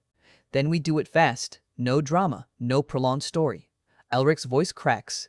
"That's not how tales work." Naruto steps toward the woods, sealing tags already in his hand. "Then we'll teach them how we work." Mid-roll check-in. If you're still here, like, share, and subscribe, because Naruto's about to pick a fight with a fairy tale that's designed to win. They approach the house from the side, moving through snow and brush. The smell of sugar grows stronger, sickly sweet. The cottage appears too perfect, too warm, candy colors muted under frost. Smoke rises from the chimney like an invitation. Naruto signals the group to stop. He makes clones, 20 this time. He hands tags to half of them, whispers orders. Then he kicks the door open. The warmth hits like a slap. The inside is bright, cozy, and wrong. The walls are lined with sweets. The table is set like someone is expecting guests. 2 children sit near the hearth, eyes wide, faces pale with hunger. A woman stands over them, old, smiling, hands flour-dusted, eyes gleaming like knives. "Oh," she croons, "more little travelers. Come in, come in." Naruto doesn't come in politely. He steps in like a soldier. "Step away from the kids." The witch's smile widens. "And who are you supposed to be?" Naruto's grin is sharp. "The part of the story you didn't plan for." The witch's eyes flick to the girls behind him. She sees Snow White, Rapunzel, Goldilocks, and her smile falters just a hair. Then she laughs softly. "Ah, the lost pieces. How sweet. The mirror will pay well for you." Naruto's blood runs cold, so the queen isn't the only one hunting them. Naruto moves. A clone rushes the witch. She snaps her fingers. The clone freezes mid-stride, frosting over like ice crawling across skin. Naruto's eyes widen, then narrow. Magic. Different rules. Fine. He flicks a tag. It slaps onto the frozen clone's chest. The seal flares, the ice cracks, and the clone pops in smoke. The witch's smile finally turns angry. Seals. Naruto lunges, faster than her fingers can flick. He slams a sealing tag onto her wrist. The tag flashes. Her hand jerks like it's been stunned. Magic sputters. The witch's eyes go wide with real fear. Naruto grabs her sleeve and drives her into the table, sending candy and plates exploding. "Get the kids," Naruto barks. Rapunzel and Snow White move first, rushing to the children, wrapping them in blankets. Rosie helps, gentle and quick. Goldilocks grabs a loaf of bread off the table and shoves it into one kid's hands like she's angry at the world for starving them. The witch screams, thrashing, trying to pull free. Naruto slaps another tag onto her chest. Her scream cuts off as the seal locks her magic down like a gag. She glares at him with murderous hatred, mouth moving silently. Naruto leans in close. "Tell the mirror," he whispers. "I'm not playing." He knocks her out with a clean strike. Then he turns to the cottage itself. Because he can feel it, the story trying to correct. The house hums with wrong energy, like it wants to close around them. Like it wants to trap the kids again. Naruto doesn't give it time. He forms a seal, slams his palm into the floor. A ceiling pattern blooms outward like ink spilling, crawling across candy walls, across the hearth, across the ceiling. The cottage shudders. The sugar smell weakens. The air feels less sticky, less enchanted. The kids stare at Naruto like he's an alien. Go! Naruto snaps. They run. They burst out into the snow, hauling the kids into the wagon, piling blankets around them. Hazel snorts, startled by the sudden chaos, but Naruto calms her with a hand on her neck and a low, steady voice. They move fast, wheels crunching snow, leaving the cottage behind like a bad dream. Elric is shaking. You just broke it. Naruto's eyes are fixed ahead. No, I interrupted it. Goldilocks swallows, voice quiet for once. That witch said the mirror would pay for us. Naruto's jaw tightens. Yeah. Rapunzel looks down at the children, who are devouring bread with shaking hands. Then the queen isn't just guarding the mirror, she's collecting. Snow White whispers, she wants to put us back. Rosie adds softly, or worse. Naruto grips the reins until his knuckles whiten. He thought the mirror hall was the source. Now he understands it's also a marketplace. Information, deals, hunters, witches, an entire network of story creatures aligned behind the queen, and they are moving now. Because Naruto cracked the mirror. Because Naruto showed them the doorway. Winter deepens over the next stretch of road. Snow falls heavier. The wind bites harder. The wagon slows. Their supplies drain faster. The children, Hansel and Gretel, though Naruto refuses to call them that out loud at first, are weak and quiet, eyes haunted, clinging to the group like they've learned what happens when you trust strangers. Naruto pushes them onward anyway. He sets routines. Morning, clones gather wood and hunt for food. Elric charts routes around high-tail regions. Goldilocks keeps watch and complains non-stop, which Naruto secretly appreciates because it means she's still fighting. Rosie tends to the children. Rapunzel braids hair and mends clothes. Snow White learns to keep fire steady, her hands less shaky each day. And Naruto trains, always, even when it hurts, even when his head pounds from clone feedback, even when the cold tries to steal his breath. Because every night he dreams of the mirror crack, and every morning he wakes up furious that it isn't real. One evening, they find a frozen pond. The surface gleams under moonlight like polished glass. Naruto stops the wagon and stares at it for a long time. Goldilocks notices. What? Naruto steps closer to the pond, eyes narrowing. It's mirror-like. Elric goes pale. Don't. Naruto kneels, taps the ice. The ice ripples, not physically, visually, like something beneath it is shifting the reflection. Naruto's stomach drops. Rapunzel whispers. Naruto, the pond shows Konoha for a heartbeat. A street, a lantern, a ramen shop. Naruto's breath catches hard, painful. Then the image shifts again. Snow White's coffin, Rapunzel's tower, Goldilocks in a bear's den, Rosie alone in the woods. The world is tempting them again. Naruto's voice is low. It's watching. Elric whispers. Any reflective surface can become an eye when the mirror is angry. Goldilocks shivers. So we can't even look at water? Naruto stands slowly. We can. We just don't listen. He pulls out a ceiling tag. He slaps it onto the ice. The tag flashes. The pond's reflection snaps back to normal, just trees and moonlight. Elric stares at Naruto like he's seeing him differently now. You're counterwriting it. Naruto doesn't answer, he just turns away. They camp far from the pond. And that night, the wolves return. Not normal wolves, not a pack hunting for food. These are mirror wolves, shadows with glassy eyes, moving too silently, their bodies half mist, half flesh. They circle the camp, just beyond firelight. Goldilocks wakes first, hissing, Naruto. Naruto's eyes open instantly. He sits up and sees them. Dozens. A ring of story hunters. Naruto stands slowly, careful not to wake the children too fast. He makes clones without a sound. The clones fan out, each holding a ceiling tag. The wolves creep closer. Then they lunge. Naruto's clones meet them. Tags flash. Wolves dissolve. But for every one that dissolves, two more slip forward from the darkness, as if the night itself is generating them. Rapunzel wakes with a gasp. Snow White sits bolt upright, terrified. Rosie grabs her bow, arrow shaking. Goldilocks stands over the children like a shield, face pale but furious. Elric whispers, "They're not trying to kill us." Naruto snarls, "Then what?" Elric's voice shakes. "They're trying to hurt us. Push us toward a path, toward a tail." Naruto's eyes snap to the tree line. And he sees it. A narrow trail, newly visible, cutting through the woods, too clean, too obvious, like it appeared just for them. Naruto's lips curl. No. He stamps the ground and slams his palm down. A wide ceiling pattern blooms around the camp, a circle of ink light drawn from chakra and stubbornness. The wolves hit it like they've hit a wall. They snarl, pawing, trying to break through. Naruto's teeth grit. Sweat beads on his forehead despite the cold. Holding a seal that wide takes focus. Power. Control. The seal trembles. The wolves push harder. And then, through the trees, something else approaches. A figure in a cloak, stepping into the edge of the firelight, human-shaped, still, watching. Goldilocks stiffens. Rosie raises her bow. Rapunzel's breath catches. The figure stops just outside the ceiling circle and pulls back the hood. A woman. Beautiful in a cold way. Hair dark as ink, skin pale, eyes like glass. A witch, but not the messy cottage kind. The regal kind. The kind who works for a court. She smiles. Unwritten, she says softly. The queen sends her regards.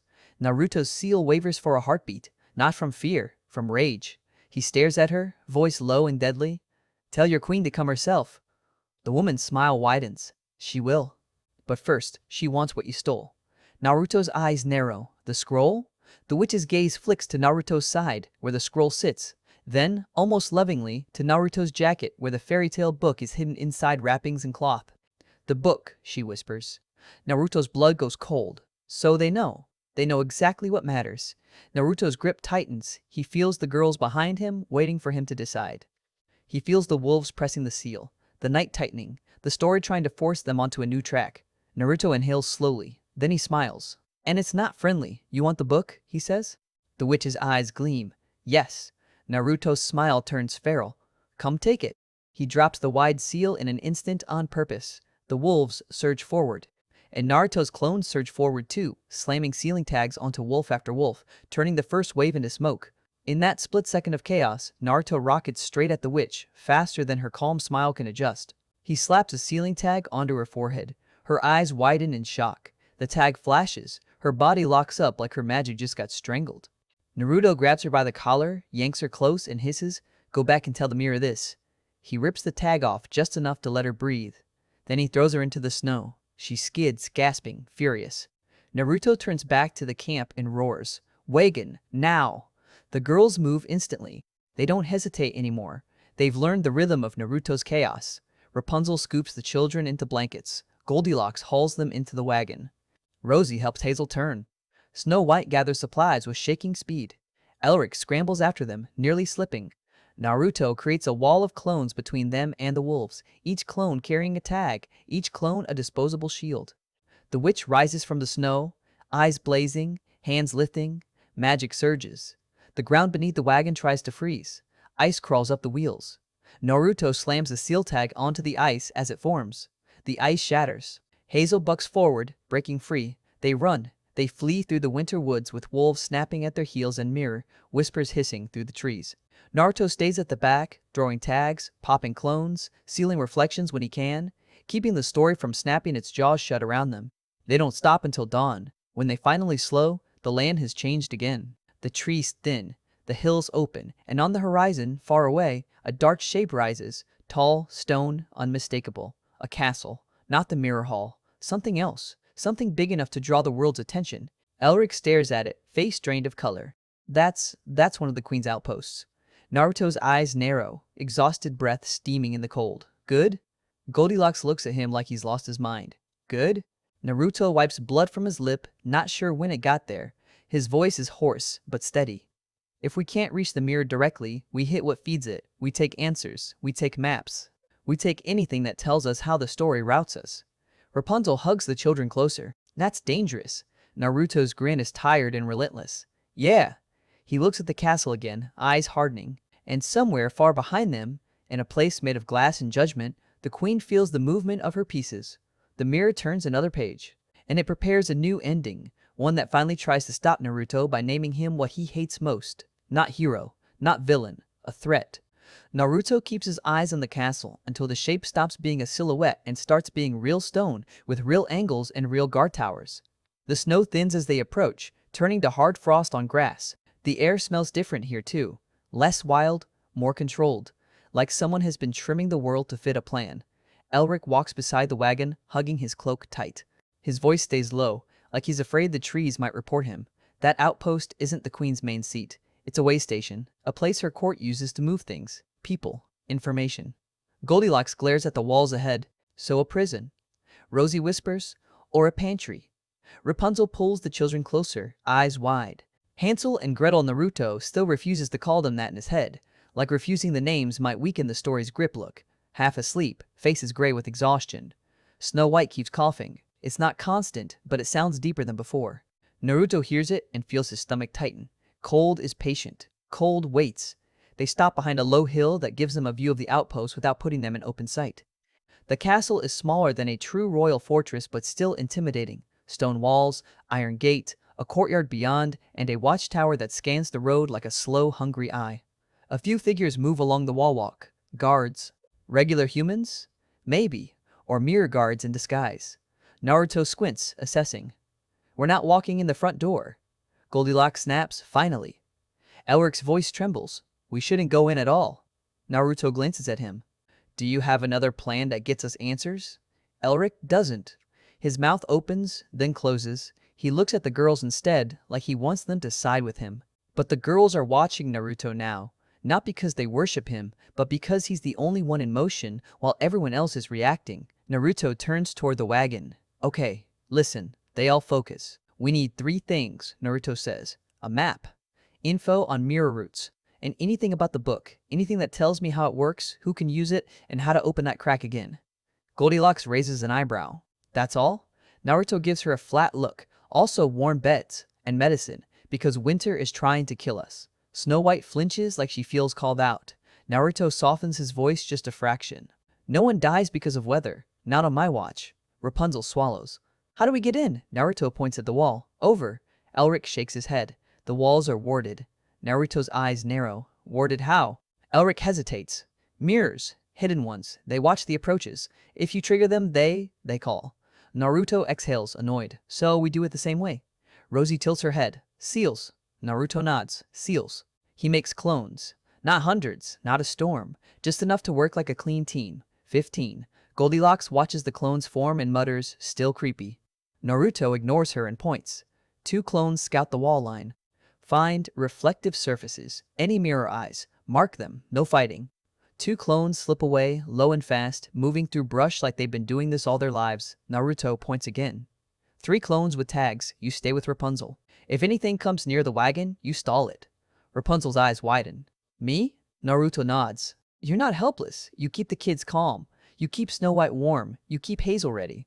Rapunzel straightens, swallowing fear like a stone. Okay. Naruto points to Rosie. You're with Goldilocks. Goldilocks snaps. Why do I get the quiet one? Rosie gives her a look that isn't scared at all. Because I don't scream. Goldilocks blinks, offended, then shuts up. Naruto looks to Elric. You're with me. You're the map brain. Elric's face goes pale. Me? Inside? Naruto steps closer. You wanted the stories to change. This is what it looks like. Elric swallows hard, then nods once, shaking. Minutes stretch. The hill holds them like a held breath. Then the first scouting clone returns, crouching beside Naruto. Found them, it whispers, not glass mirrors. Polished metal plates set into the stone. They reflect like a dull shine.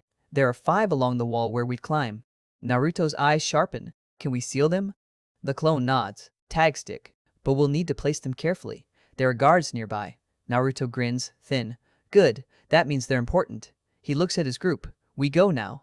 They move. Not loud, not dramatic, BT. Tight and low, like an actual shinobi team. They circle around the outpost until they reach the darker side, where the wall is less lit. The stone is cold under Naruto's fingers. Frost clings to the mortar. A guard passes above, footsteps steady. Naruto waits. Counts the rhythm. When the guard's steps fade, Naruto makes a small gesture. 3 clones slip forward, each with a sealing tag held ready like a throwing star. They climb fast, chakra in their feet, silent on stone. Naruto follows with Elric behind him, struggling but determined. Goldilocks climbs surprisingly well, stubborn hands gripping stone like she's climbing out of humiliation. Rosie moves light and smooth. Snow White climbs slower, shaking. Naruto stays near her, ready to catch her if she slips. They reach the first metal plate, dull, circular, set into the stone like a decorative insignia. Naruto feels it watching him, not like eyes, like attention. A clone slaps a tag onto it. The plate flashes once and goes dead. The sense of attention vanishes. Naruto breathes out. Works. They continue along the wall line, tagging each plate in turn. Each one deadens the pressure. Each one feels like a small victory against the world's surveillance. At the last plate, a guard turns unexpectedly, lantern in hand. The light sweeps. It catches a flicker of orange. The guard freezes. Naruto feels the moment tighten like a snare. The guard's mouth opens. Rosie moves first. An arrow snaps from her bow, striking the lantern's handle. The lantern flips, hits stone, and goes out with a soft thud. Darkness swallows the guard's face. Before he can shout, Goldilocks lunges, grabbing him by the collar and yanking him down behind the crenellation like she's done it 100 times. She clamps a hand over his mouth and hisses in his ear. "Make a sound, and I break your nose." The guard shakes, eyes wide. Naruto stares at Goldilocks like he just saw a new side of her. Goldilocks snaps, whispering, "Don't look at me like that. I grew up in bear's territory. You learn things." Naruto's mouth twitches. Noted. He steps close to the guard, voice low. "We don't want to hurt you. We want answers." The guard's eyes dart terrified. Elric whispers, "He's not just a guard." Naruto narrows his eyes. "What do you mean?"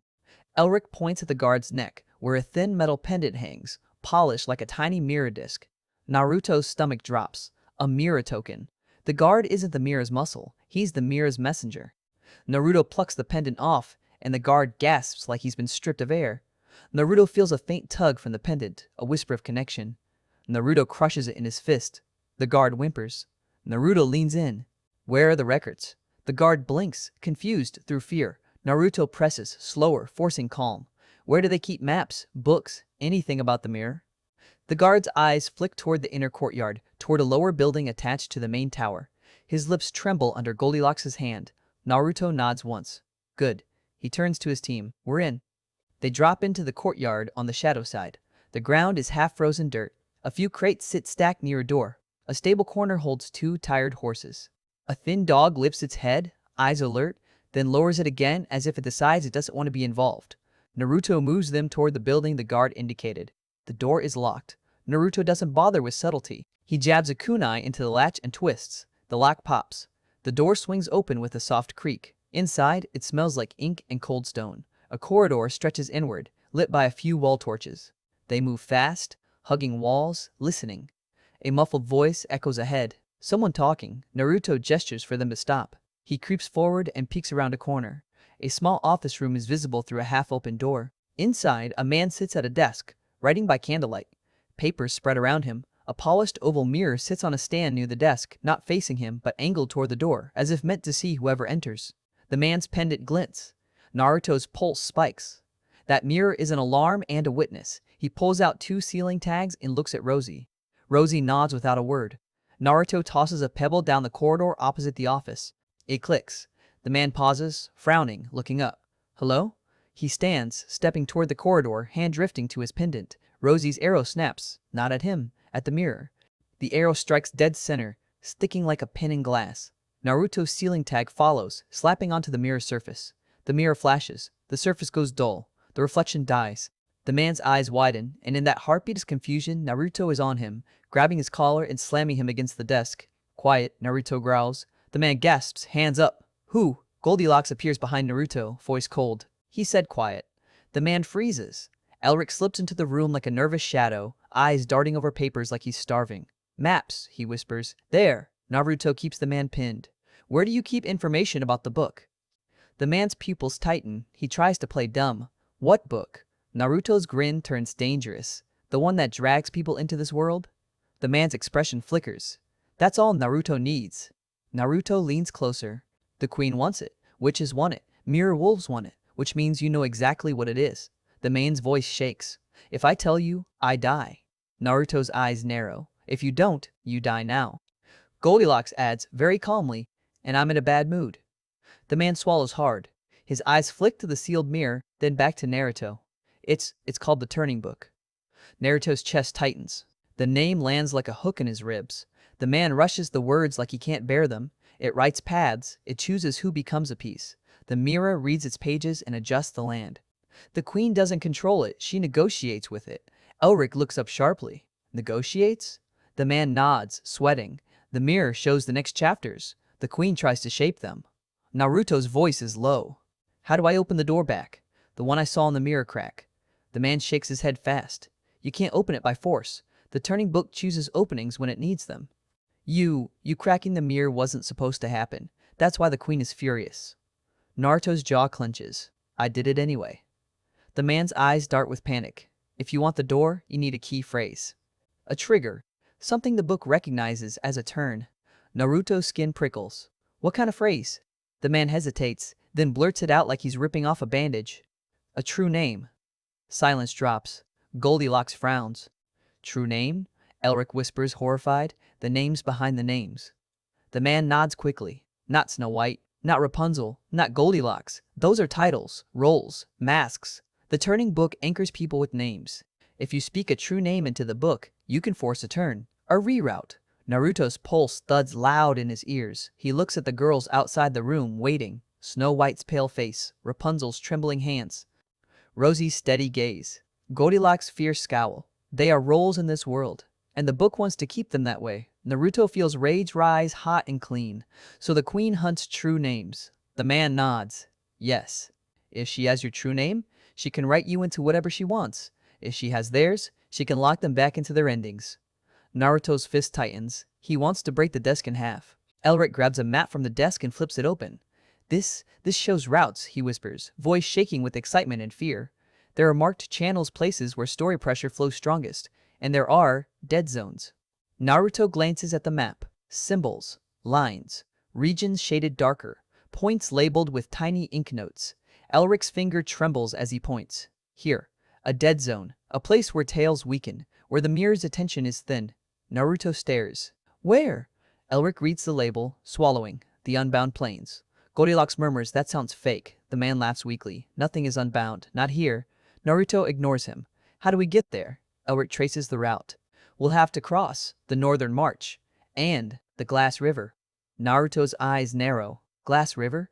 The man's face tightens. A river so reflective the mirror can see through it like a hallway. It's guarded, not by soldiers, by story. Naruto's mouth twists. Of course it is. Elric gathers papers, stuffing them into his satchel. There are also notes here about the court's movements, caravans, tokens, a schedule. Naruto's eyes snap back to the man. Schedule? The man swallows. The queen's collectors move in cycles. They sweep towns. They take lost pieces. They take true names. Naruto's voice drops. When's the next sweep?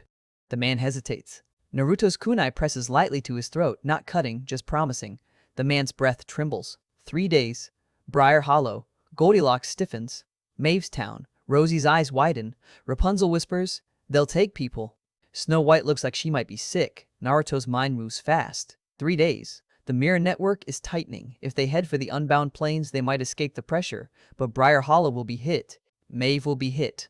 Anyone connected to them will be punished. Naruto hates the way the story tries to make him choose between mission and mercy. He looks at the man again. How do you stop a sweep? The man shakes his head quickly. You don't. The court comes with mirrors. They see everything. Naruto's grin turns sharp. Good. Then we blind them. Elric stares at him. Naruto. Naruto cuts him off. We came here for answers. We got them. Now we use them. He grabs the sealed mirror stand and rips it off the desk, slamming it face down. He throws ceiling tags onto it until the wood around it smokes with chakra heat. Then he looks at the man one last time. If you warn them, you die. The man nods frantically. Naruto turns and leads his group out. They move back through corridors, slipping past a patrol by ducking into a storage closet that smells like wet hay. They cross the courtyard again, reach the wall, climb fast. Snow White nearly slips, but Naruto catches her wrist and hauls her up without a word.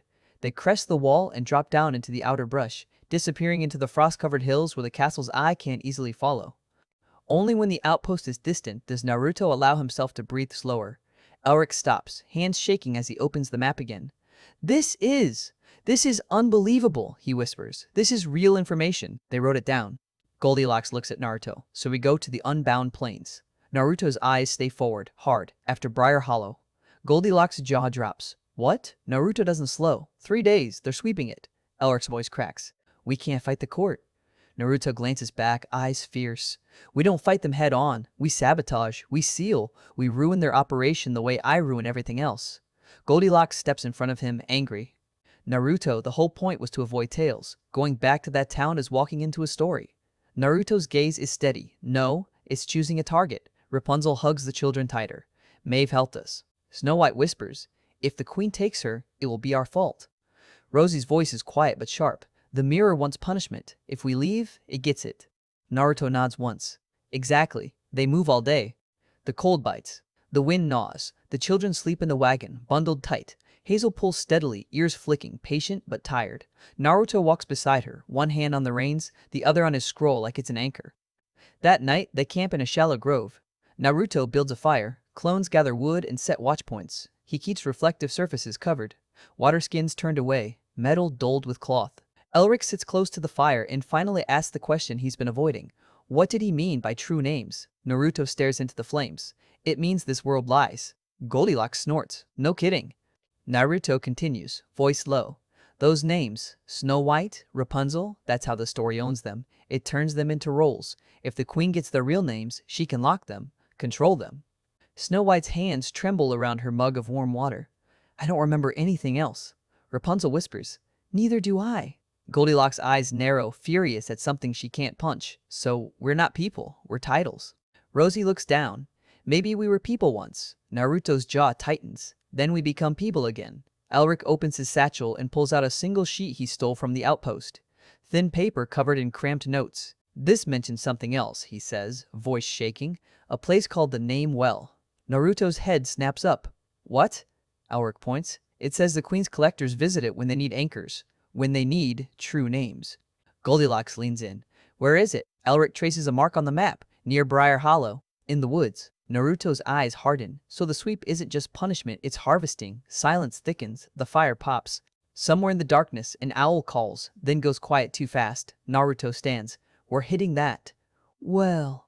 Elric looks sick. Naruto, this is turning into a war. Naruto's smile is thin. Good. I'm better in wars than in stories. Mid-roll check-in. If you're still with us, don't click away now, because this is where the fairy tale world stops pretending it's harmless. The next day, snow starts again, not a gentle drift. A thick fall that blurs the horizon and muffles sound. It makes travel slower. It makes the world feel like it's wrapping itself in white cloth for a funeral. Elric mutters, winter is helping the queen. Naruto grunts. Winter helps whoever prepares. They reach Briar Hollow on the third day at dusk. The town looks the same, warm windows, smoke from chimneys, soft lantern light. But the air feels different. Tense, quiet, like everyone is holding their breath. Naruto pulls Hazel to a stop behind a row of bare trees and gestures for silence. He sends 2 clones ahead, low and fast, to scout. He waits. Goldilocks shifts, restless. I hate waiting. Rosie whispers, it's safer than walking in blind. Goldilocks scowls. I know. The clones return quickly. One whispers, court tokens everywhere, people wearing mirror pendants, they're not from here. The second adds, Mabe's Inn is watched. 2 collectors in the common room. Another on the roof. Naruto's eyes narrow. They're early. Elric's face goes gray. They're already here. Rapunzel clutches the children tighter. What do we do? Naruto's voice is steady. We don't walk into the inn. Goldilocks exhales in relief. Then Naruto continues. We bait them outside. Goldilocks stares. Of course. Naruto looks at Elric. Where's the name? Well? Elric points on the map, finger trembling. 2 miles into the woods east, hidden under briars. Naruto nods. Good, that's where we fight. Elric flinches. Fight? Naruto's grin turns sharp. Sabotage. He turns to the girls. We split. Instant tension. Goldilocks snaps. No. Naruto holds up a hand. Listen, not far. 2 groups. He points to Rapunzel and Snow White. You 2 take the kids and the wagon to the well. Stay hidden. Don't engage. Rapunzel swallows hard but nods. Snow White looks terrified, but she nods too. Naruto points to Rosie and Goldilocks. You 2 stay near the town edge. If collectors move out, you signal me. Goldilocks crosses her arms. Why am I always assigned to danger? Rosie answers calmly. Because you're loud. Goldilocks glares, then nods because she knows it's true. Naruto looks at Elric. You're with me. Elric's voice cracks. Of course I am. Naruto's gaze drops to the fairy tale book hidden in his wrappings. He feels its cold presence, as if it's awake again. He whispers, mostly to himself, let's see who wants it more. He makes 1 clone. Just 1. The clone looks at Naruto with Naruto's own grin. You sure? Naruto nods. You're going into the inn. The clone's grin widens, reckless. Finally, it walks toward the sleeping stag like it owns the street. Naruto and Elric move in the opposite direction, slipping into the woods, heading toward the Name Well. Snow falls heavier under the trees. Branches sag. The world feels hushed, like a church. Elric whispers as they walk. If the well holds true names, it might be guarded. Naruto's eyes narrow. By what? Elric swallows. By the thing that keeps names from being remembered. Naruto doesn't like how that sounds. They reach a bramble patch where the ground rises slightly, forming a small hill. The briars are thick, tangled, unnatural. They feel like a living fence. Naruto steps closer. He touches one. The thorn pricks him instantly, drawing blood. Naruto stares at the blood bead, then at the briar. It feels like a test. Naruto mutters, "Cute." He forms a seal and channels chakra into his palm, pressing it against the briars. The sealing pattern spreads like heat, and the brambles recoil, hissing softly as if they're alive. A narrow opening forms. Elric whispers, awed, "You can seal plants?" Naruto grunts, "I can seal anything that thinks it's in control." They slip through. The space inside is wrong. A small clearing, perfectly circular. The snow doesn't fall here. The air is still. In the center is a stone well, old and mossy, its rim carved with symbols that look like letters and thorns mixed together. Naruto steps forward slowly. He peers into it. Blackness, not depth, just black. Elric shudders. That's it. Naruto feels the hair on his arms rise. The well feels like it's staring back. Then he hears it. A voice. Not from outside. From inside his skull. A whisper that sounds like a lullaby and a threat. "Tell me your name." Naruto's jaw tightens. He doesn't answer. Elric's breath trembles. It's trying to pull it out of you. Naruto whispers back, "Let it try." A sound echoes through the woods. A horn. Low, distant, but unmistakable. The sweep has begun. Naruto's eyes sharpen. He looks toward the town through the trees, imagining the inn, the collectors, the mirror tokens. He whispers, "Now." Far away, the clone inside the sleeping stag makes its move. And the name well waits, hungry, ready to drink names like water. Naruto keeps his eyes on it for one more breath, then snaps his attention outward. The horn echoes again, closer this time. It rolls through the woods like the world announcing that the Queen's people are officially on the move. Elric swallows, voice thin. "That's the sweep signal." Naruto nods once, jaw locked. "Good. That means they're committed." He reaches into his jacket and pulls out a handful of sealing tags. He presses them to the well's rim one by one, spacing them evenly like stakes hammered into the earth. The first tag flashes faintly, the second hums, the third makes the air tighten. Elric watches, trembling. "What are you doing?" Naruto doesn't look up, putting a lid on it. He places the last tag and slams his palm to the stone. Chakra surges through the pattern. The tags light in sequence, forming a ring. The well shudders. The whisper in Naruto's head rises immediately, sharper, almost angry. "Tell me your name." Naruto bares his teeth. "No." The whisper turns coaxing, soft as velvet. "Tell me your true name, and I will show you the doorway." Naruto's breath catches despite himself. The promise hits the exact wound the mirror used. Home. Konoha. The library crack. The taste of almost. Elric grips Naruto's sleeve, terrified. "Don't listen." Naruto rips his gaze off the well and looks at Elric hard. "I'm not giving you anything." He turns, scanning the trees. "Where will the collectors come from?" Elric points toward the town. "They'll fan outward. They'll follow story pressure. Anything out of place gets pulled in." Naruto nods. "Then we make the pressure go here." He reaches into the scroll's wrapping, not pulling the fairy tale book out but letting his fingers touch it. Cold, awake, like it's listening too. Naruto exhales slowly. "Your bait." The horn sounds again, closer. A faint shimmer appears between the trees, like air bending around moving glass. Naruto's instincts spike. He gestures Elric back. "Behind me." Elric stumbles behind a tree, clutching a satchel so tight his knuckles go white. The shimmer resolves into figures. 3 of them. Not soldiers. Not villagers. Court collectors. They move with calm precision. Cloaks dark, mirror pendants gleaming at their throats. Their faces are human but too smooth, too controlled. Like expressions are something they choose and wear, not something that happens to them. The one in the center steps forward, eyes scanning the clearing. He stops when he sees the well. His mouth twitches into a small, satisfied smile. "Unwritten," he says, voice polite. "You've come to the well." Naruto stands his ground. "You've come to die in the woods." The collector's smile doesn't move. "The queen prefers you alive." Naruto's grin is sharp. "Tell her I prefer her quiet." The collector lifts a hand slightly, and the pendant at his throat glints. The air in front of him ripples as if a mirror is being raised invisibly. Naruto feels pressure, like the world is trying to tilt him into a role. The collector speaks softly, almost kindly. "You are tired, you are cold, you want your home. Give us the turning book and the queen will." Naruto throws a sealing tag. It hits the pendant dead center. The tag flashes bright. The pendant goes dull. The collector's eyes widen a fraction, just a fraction, before the calm snaps back in place. Naruto rushes him. He doesn't give the story time to monologue. He slams into the collector with a shoulder strike, drives him backward, and plants a palm seal on the man's chest. The seal pattern blooms. The collector's breath jerks out as if something inside him has been gagged. The other two collectors react instantly. Their pendants flare, and reflective light skates across the snowless clearing as if invisible mirrors are forming. Naruto pivots, already moving. He flicks 2 more tags in a rapid practice snap.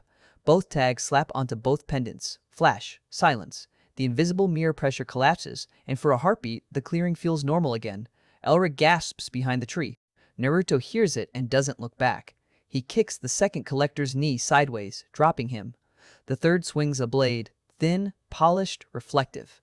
The blade catches the air like it wants to reflect Naruto's own movement back at him. Naruto catches the blade of the kunai, sparks snapping. Their faces are inches apart. The collector whispers, "You can't seal forever." Naruto whispers back, "I don't need forever." He headbutts him. The collector reels, and Naruto drives a sealing tag onto his forehead like a stamp. The tag flares. The collector freezes, eyes wide, body locked as if his own roll has been paused. Naruto turns on the first collector, still pinned by the seal on his chest, and yanks him closer to the well. Elric steps out, voice shaking. "Naruto, don't bring them near it." Naruto keeps his eyes on the collector. "You want names?" The collector's lips move, trying to speak through the seal. His throat works. Nothing comes out. Naruto leans in. "Tell me how the sweep works. How you take true names." The collector's eyes flick to the well just for a second, and Naruto sees it. Fear. Real fear. Even court people fear this place. The collector forces words through clenched teeth, strained around the seal's pressure. "We anchor them." Naruto's grip tightens. "How?" The collector swallows. "Mirror tokens? Pull the mask loose." The well drinks the rest. Elric's face goes pale. "They erase people." Naruto's jaw locks, and the queen sells them back into cages. The collector's eyes harden. "Order." Naruto shoves him to his knees beside the well's rim and presses his palm to the collector's pendant area where the tag already sits. He reinforces the seal with fresh chakra. The collector shudders, breath stuttering. Naruto's voice goes low. "Here's my order." He reaches down and rips the pendant chain free completely, snapping it. The well reacts. The whisper rises again, hungry. "Give me the name behind the name." The collector's eyes flare with panic. He tries to scramble back. Naruto yanks him forward. Elric lunges, grabbing Naruto's arm. "Naruto, if it drinks him." Naruto doesn't look away from the collector's face. "Good." He shoves the collector's hand onto the well rim, pinning it there. The collector screams. Finally, a raw sound as the whisper hooks into him. His pupils blow wide. His mouth opens, and a strangled word tries to come out, like something is being dragged up from the deepest part of him. Naruto feels the air in the clearing tighten, like the world is leaning in to hear. The collector fights, shaking, but the well doesn't care. It drinks. A single syllable bursts from the collector's throat, half name, half sob. Then the collector goes limp. Not dead, empty. His eyes stare forward like he's forgotten what eyes are for. Elric staggers back, horrified. "What did you do?" Naruto's face is hard, but his voice is steady. "I showed them what it feels like." The 2 other collectors, one kneeling, one frozen, look at the emptied man and finally break their calm. Their breathing quickens, their eyes dart. The story people are scared. Naruto turns slowly, letting them see his expression. "You tell the queen," Naruto says, quiet and lethal. "If she sends harvesters to drink names, I'll poison her well." The collector on his knees tries to speak. Naruto slaps a tag onto his mouth. Silence. Naruto grabs Elric's sleeve. "Town. Now." Elric shakes, still staring at the well. "What about them?" Naruto glances at the frozen collector, then the kneeling one. "Leave them, they'll crawl back and report fear. That's useful." They sprint through the woods, snow crunching outside the well's unnatural bubble. The horn in the distance keeps sounding. The sweep is rolling through Briar Hollow like a net. Naruto moves faster. He isn't thinking about maps now. He isn't thinking about the unbound plains. He's thinking about Maeve's Inn, about mirror tokens, about people being grabbed and forced into roles because the queen needs order. He hates order that looks like a cage. They reach the town edge just as lanterns flicker along the main street. Briar Hollow is awake, but not lively. Doors are shut. Windows are dark. People peek through cracks like prey watching a predator pass. Down the street, a small group of collectors walks in a line, calm and methodical, pendants reflecting torchlight. Naruto sees one of them stop and press his pendant against the doorframe, like listening through a mirror. Inside, someone whimpers. Naruto's hands clench. Elric whispers, "They're scanning." Naruto nods, "We blind them." He creates clones, only 20, tight and purposeful. The clones scatter into alleys, onto rooftops, behind fences. Each carries ceiling tags like throwing cards. Naruto and Elric slip along the shadow of a building toward the sleeping stag. Maeve's inn is quiet, too quiet. Then Naruto spots the roof watcher, a collector crouched near the chimney, pendant gleaming, eyes sweeping. Naruto flicks a tag. It slaps onto the pendant. Flash. The roof watcher jolts, startled, and Naruto's clone, already positioned, hits him from behind, shoving him off balance. The collector drops behind the roofline and vanishes from sight with a muffled thud. Elric exhales, shaky. "You planned that." Naruto doesn't answer, he moves. At the inn's front door, two collectors stand like polite bouncers. One gestures to the other, and Naruto sees a faint shimmer between them, an invisible mirror barrier. Naruto doesn't charge it. He takes one step back and throws a smoke bomb. White smoke erupts, swallowing the doorway. Through the smoke, tags fly. Two tags slap onto two pendants. Flash. The barrier dies instantly. Naruto's clone rushes through the smoke and shoulder checks the first collector into the wall. Another clone sweeps the second's legs. Naruto slips inside. The common room is dim. A few patrons sit frozen at tables, hands up, faces pale. Maeve stands behind the bar, rigid, eyes narrowed with murderous calm. Three collectors are inside, one at the hearth, one near the stairs, one holding a small mirror disc like a coin. Maeve's gaze snaps to Naruto. For half a second, her eyes show relief. Then her expression hardens into anger. "You," she snarls, "I told you not to start a war." Naruto points at the collectors. "Not my fault, they brought mirrors." The collector with the mirror coin smiles politely, unwritten. "You're causing distress." Naruto's grin turns sharp. "Good." Mid-roll check-in. If you're still here, don't forget to like, share, and subscribe, because this is where the suite turns into a riot. Naruto's clones flood in from windows and back doors, moving like a coordinated wave. Ceiling tags slap onto pendants. Mirrors dull. The collector's calm begins to crack as their tools go dead. One collector tries to raise his pendant, whispering a phrase under his breath. Naruto's clone slams a tag onto his throat. Silence. Maeve watches, stunned, as the collectors are suddenly just people in cloaks without their story-backed power. Maeve grabs a bottle from behind the bar and smashes it across the nearest collector's face. Glass sprays. The collector staggers. Maeve steps forward, voice low and venomous. "You want to harvest my town?" She swings the broken bottle again. Naruto blinks at her, impressed and slightly alarmed. "Maeve!" Maeve barks, "Shut up!" Naruto actually shuts up. Elric rushes behind the bar, snatching a ledger and scanning it. His hands shake as he flips pages. "They have a list," he whispers, horrified. "Targets, names, roles." Naruto snaps his head toward him. "Names?" Elric points at the page, voice trembling. "Not true names. Titles. Story anchors. Who belongs to what tale?" Naruto's stomach twists. Maeve's name is on it, not Maeve. Something else, some role name, some story function. Maeve leans over, sees the line, and her face goes very still. "What is that?" Elric swallows. "What the mirror calls you." Maeve's eyes sharpen. "I don't care what it calls me." Naruto grabs the ledger, tears the page out, and throws it into the hearth. The paper catches fast. The ink curls black. For a heartbeat, the fire flares unusually bright, like the world reacts when you burn a story list.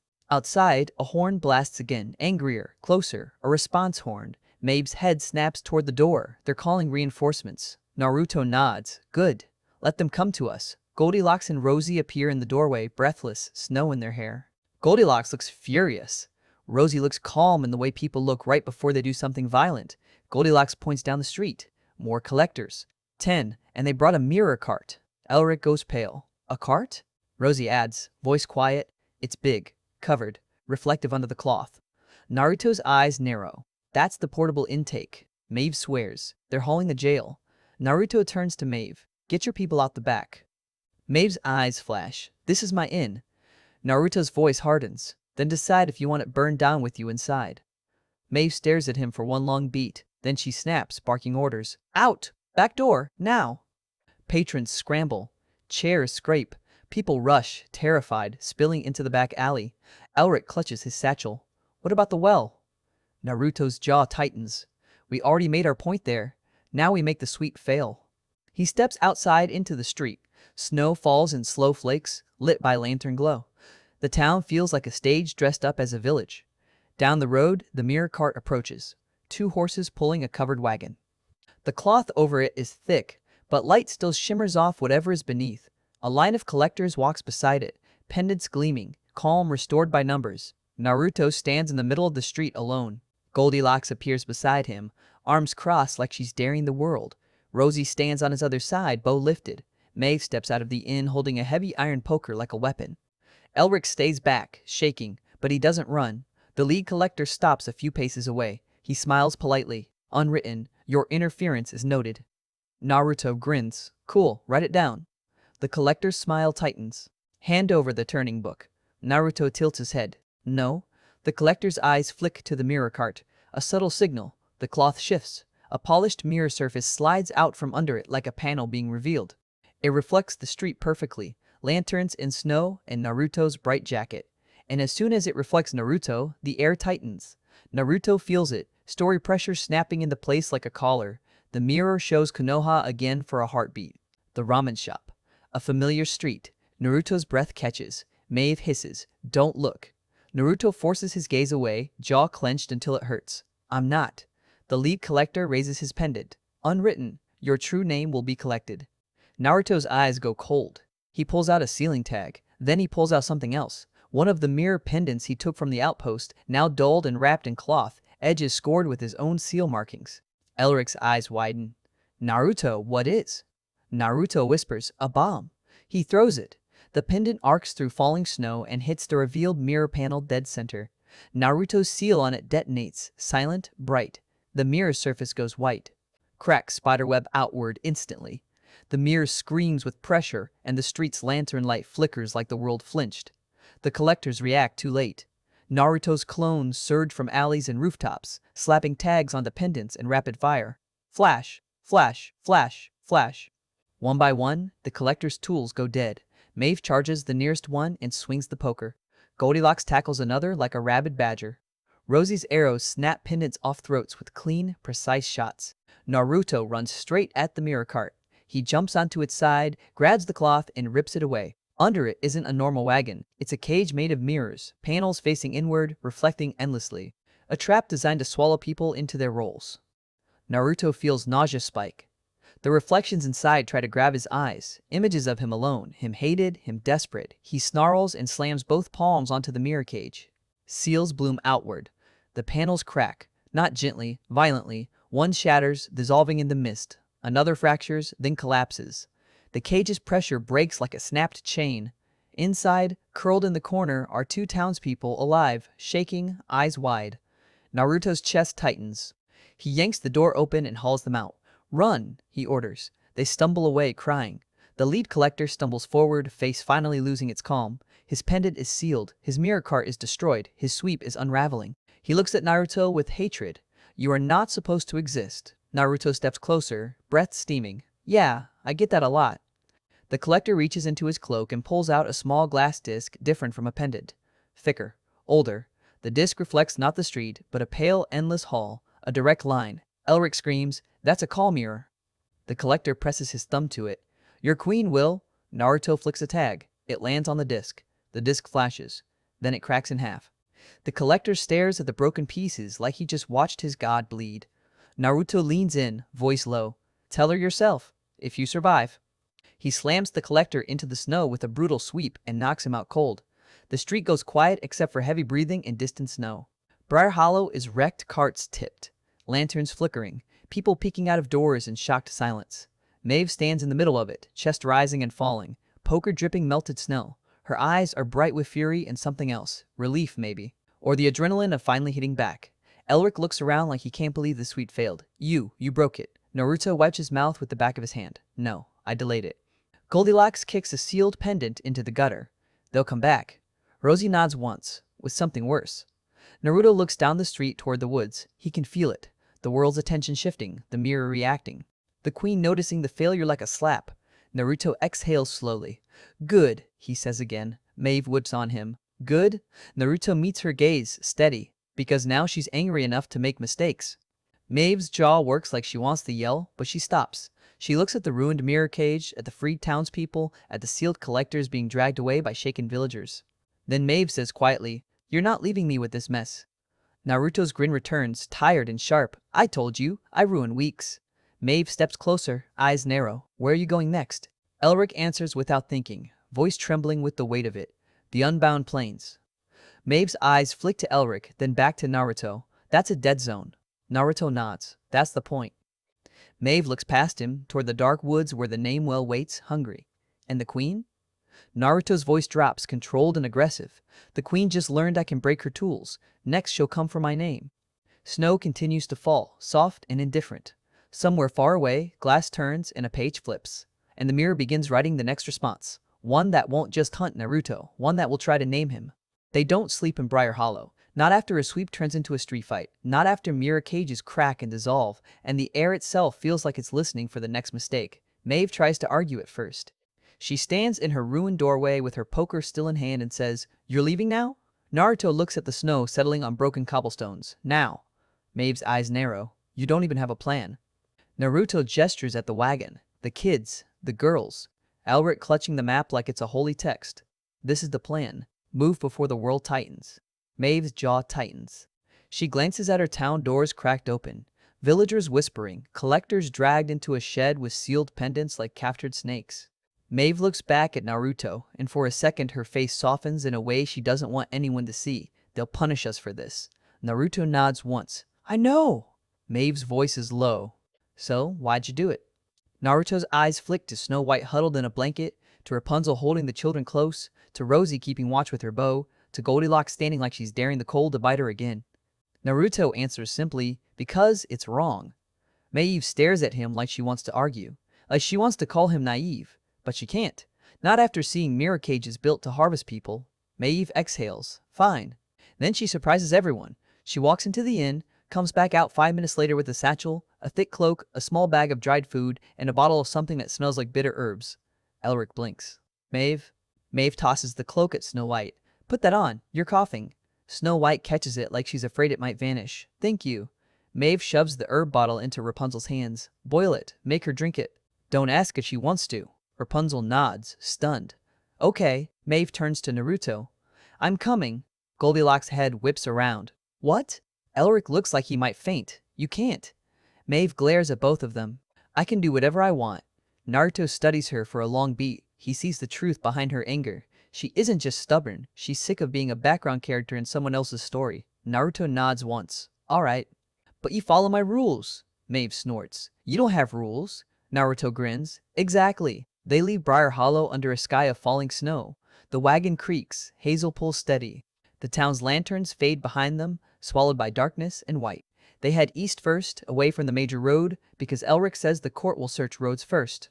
They travel through low woods and fields where frost gleams like broken glass. Naruto keeps everyone away from ponds. He has Maeve cover any reflective metal on the wagon with cloth. He's learned. The mirror watches through anything that can shine. The first night, Maeve proves she isn't dead weight. They camp under a stand of pine trees. Naruto sets a perimeter of clones. Goldilocks takes first watch with Rosie, silent arrows ready. Maeve builds the fire fast, efficient, without making a show of it. When Snow White coughs until her eyes water, Maeve grabs her by the shoulders, shoves a mug into her hands, and makes her drink the bitter herb tea like it's an order. Snow White sputters. It's awful. Maeve says, so is dying. Naruto watches that, and something in him relaxes a fraction, not because the danger is gone, because someone else is carrying weight. Elric sits with the map near the fire, tracing routes with trembling fingers. We can't go north, he mutters. The northern march is story-heavy this season. Naruto looks at him. Then how do we reach the unbound plains? Elric points at a winding line on the map. We take the old Pilgrim Road. It's longer. It runs past the Glass River. Naruto's jaw tightens. The river the mirror sees through. Elric nods, swallowing. It's the cleanest route that avoids the major kingdoms. Maeve scoffs. Clean route. Through a mirror river. Naruto shrugs. We'll make it dirty. They travel for 2 days. The weather shifts unpredictably. Snow 1 hour, clear sky the next. The land changes from rolling fields into rocky hills. The trees thin out until the world feels exposed. Wind whips hard, cutting through cloaks, making cheeks burn. One afternoon, they crest a ridge and see it. A ribbon of pale shine cutting through the valley below. The Glass River. Even from here, it looks wrong. Too reflective. Too smooth. Like someone poured liquid mirror into a trench. The surface catches the sky and throws it back perfectly, crisp and bright even under cloudy light. Goldilocks whispers, that's disgusting. Rosie nods, eyes narrowed. It's watching. Elric swallows. The river isn't just water, it's a channel. A corridor for the mirror. Rapunzel hugs the children tighter. Hansel and Gretel stare at the river with instinctive fear. Snow White coughs again, quieter now, but still there. Maeve's hand tightens around her poker like she feels safer holding iron. Naruto stares down at the river and feels the same cold pressure he felt on the mirror road. Then he sees the bridge. An old stone bridge arches over the glass river, cracked and worn, guarded by two tall statues. The statues look like angels at first glance, but when Naruto squints he sees their faces are blank. No eyes, no mouths. Just smooth stone, like mirrors made solid. Elric whispers, "That's a toll bridge." Maeve snorts, "Who collects tolls in a dead valley?" Elric answers, voice shaking, "The story." Naruto exhales. "All right, we cross fast, no looking down." Goldilocks mutters, "What if we have to?" Naruto points at her, "Then you blink and keep walking." They descend into the valley. The air near the river is colder than it should be. It smells clean, metallic, like coin. The sound of the river is barely there. No rushing, no gurgling. Just a faint, constant whisper like glass sliding against glass. They reach the bridge. Naruto steps onto the first stone. Instantly, the air tightens. The statues' heads turn. Stone scraping, slow, heavy. Rapunzel gasps. Snow White freezes. The children cling tighter. Goldilocks whispers, "Nope." Elric's voice trembles. "Don't run." That triggers. Naruto cuts him off. "I'm not running." He walks forward. The statues' blank faces tilt toward him. A voice speaks from nowhere and everywhere at once, flat and emotionless. "State your name." Naruto stops mid-step. Maeve stiffens behind him. "Oh, hell no." Elric whispers, "It's a name toll. Don't answer." The voice repeats, louder. "State your name." Naruto feels the turning book's cold presence in his wrappings, like it's leaning in to listen. He remembers the name Wells whisper. "Tell me your name." He remembers the outpost man's words. A true name is a key. Naruto's jaw clenches until it hurts. He raises his chin and answers without giving them anything deeper. "Naruto." The statues don't react. The voice doesn't accept it. It speaks again. "State your true name." The air goes colder. Goldilocks grips Rosie's arm. Rapunzel's breath turns shallow. Snow White's eyes widen. Maeve steps forward beside Naruto, voice sharp. "He gave you his name." The voice ignores her. "State your true name." Naruto exhales slowly. He knows this is a trap. A fishing hook. Give the true name and the river becomes a leash. Naruto steps forward again, ignoring the question. The statues' heads track him. The voice changes, still flat, but now with faint irritation. "No crossing without name." Naruto grins, tired and dangerous. "Watch me." He forms a seal, slams his palm onto the bridge stone.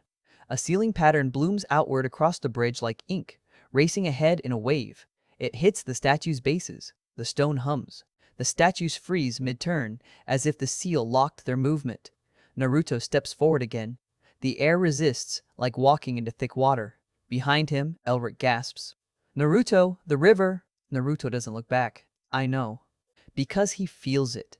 The glass river's surface ripples. A perfect reflection of Naruto appears in the water standing directly beneath him as if the river is a mirror floor. The reflection looks up, and the reflection smiles. Not Naruto's smile. Something colder, something that knows more than it should. The reflection's lips move, silent. But Naruto hears the words anyway, inside his skull.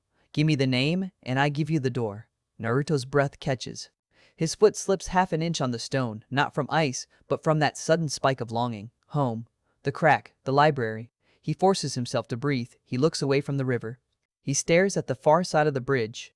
Just stone, just snow, just land. He takes another step. The seal under his feet trembles. The resistance increases. Goldilocks yells, "It's pushing back!" Naruto snaps, "Then push harder." He channels more chakra into the seal, forcing it to spread, forcing it to hold. The bridge stone heats faintly under his palm print. Maeve steps forward beside him, eyes hard. "You want a name?" Maeve spits on the bridge. The voice pauses. Maeve snarls, "Here's my name. Get out of my way."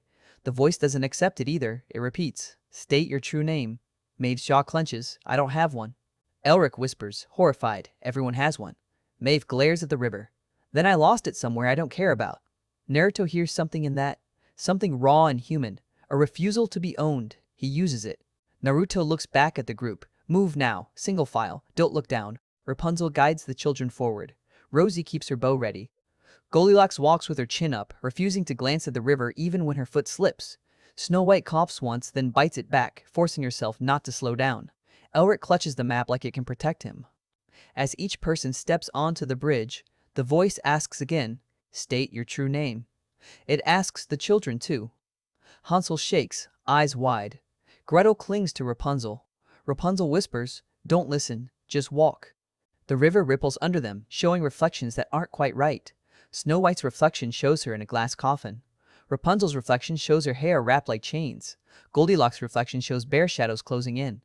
Rosie's reflection shows wolves. Maeve's reflection. Maeve glances down for half a heartbeat, and her reflection shows her behind a bar, alone, serving strangers forever, trapped in the loop of the inn. Maeve's mouth twists, and she looks away so hard it's like she's yanking her soul back. They're halfway across when the bridge seal finally strains. Cracks spread through Naruto's pattern like spiderwebs. The statue's bases hum. The voice grows louder, more insistent, as if the river is getting angry. "State your true name." Naruto's vision blurs from strain. He hears the turning book's pages inside his wrappings flutter. Just a little, like it's excited. Elric panics. "It's going to lock the bridge." Naruto grits his teeth. "Then we break the bridge." Maeve stares at him. "What?" Naruto forms another seal. This one is simpler. Brutal. He slams it onto the bridge behind them. The stone shudders. Maeve's eyes widen. Naruto roars. "Run!" They sprint the last stretch. The wagon wheels clatter on stone. Hazel's hooves strike sparks. Snow White stumbles and nearly falls, but Goldilocks grabs her arm and hauls her forward without slowing down. They hit the far side of the bridge, and Naruto releases the second seal. The bridge collapses, not slowly, not politely. Stone cracks, sinks, and drops into the glass river like a throat opening. The wagon barely clears it. Hazel lurches, then surges forward, and they're on land as the bridge behind them disintegrates. The glass river doesn't splash, it swallows.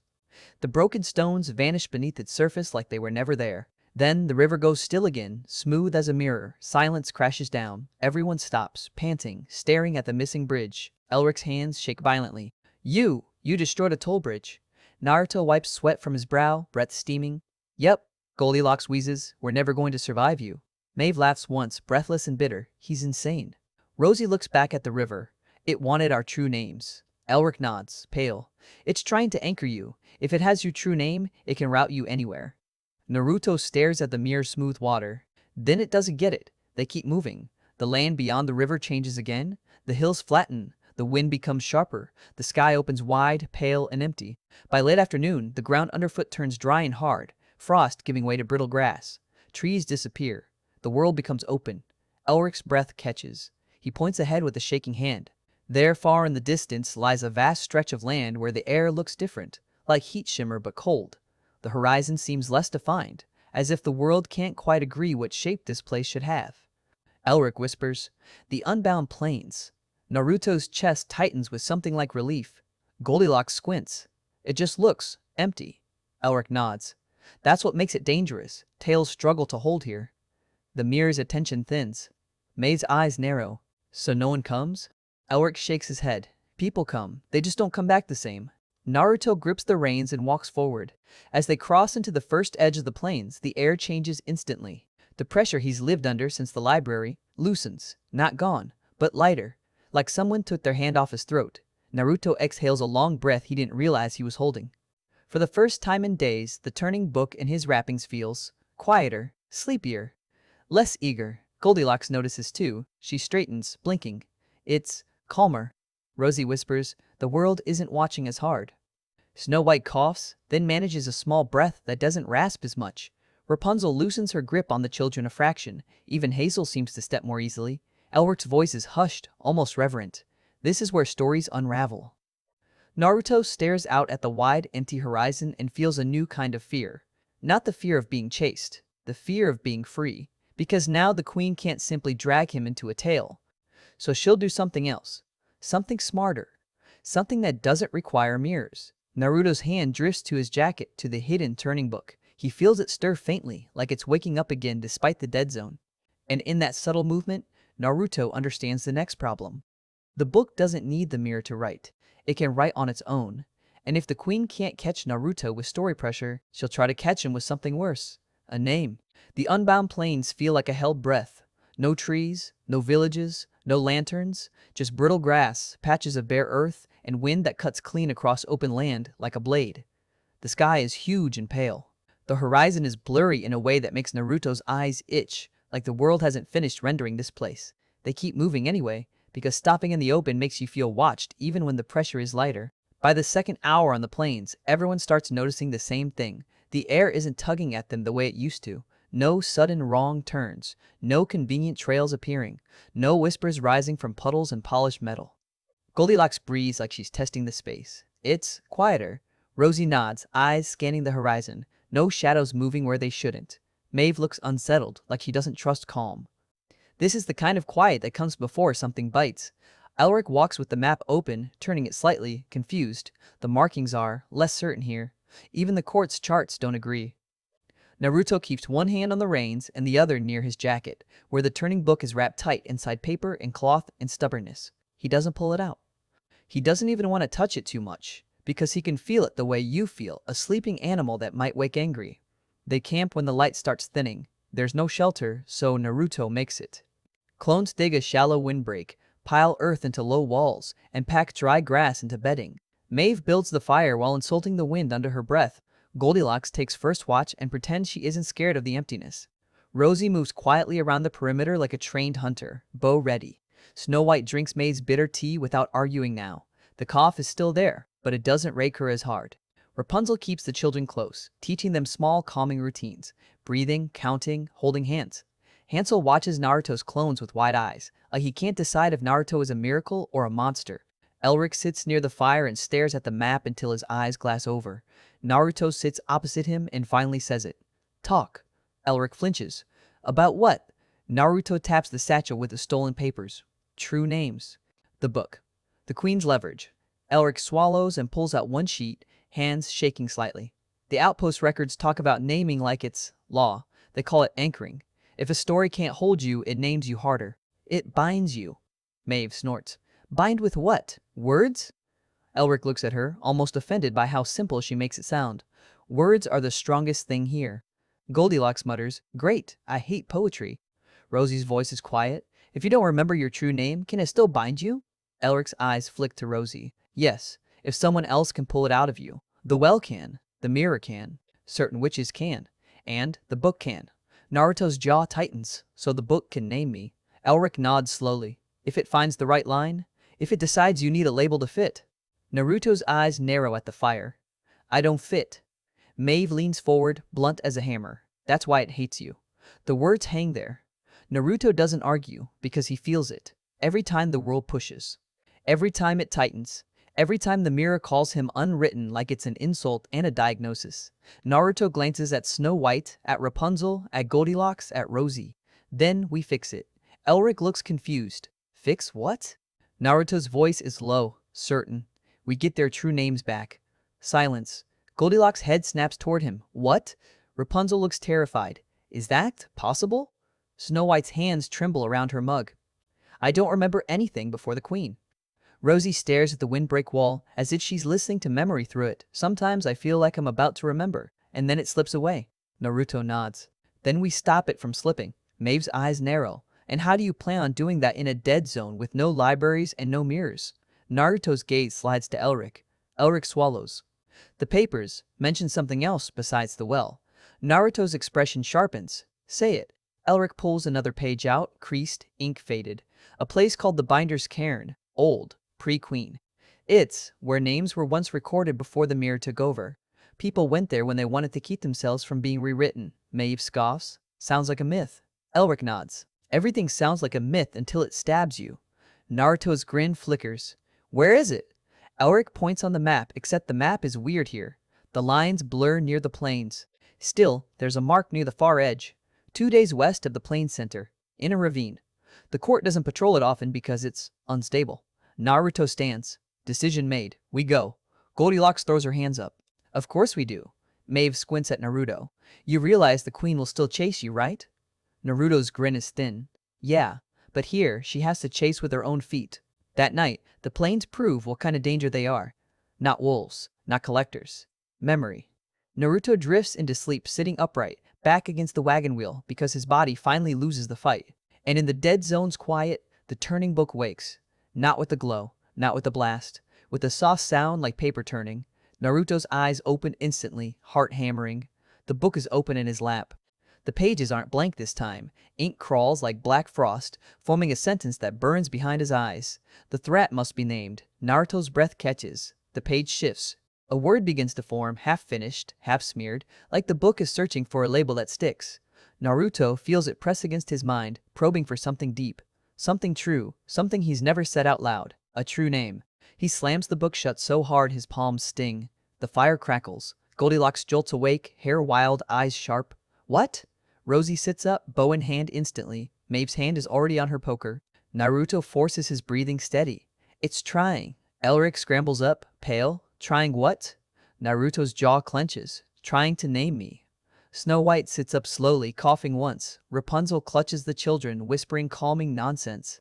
Hansel and Gretel stare at Naruto like he's a storm about to hit. Maeve steps closer, eyes narrowed. Can it? Naruto doesn't like the honesty of his own answer. Maybe. Elric whispers, if it writes a name, it becomes law. Goldilocks' voice rises, angry and scared at once. Then don't let it write. Naruto's eyes flash. Yeah, I got that. He stands, pacing in a tight circle, fists clenched, thinking like a shinobi because panic doesn't help. The book is strongest when it has attention, when it has openings, when it can hook longing and fear and identity. So Naruto does what he always does. He makes structure, he makes rules.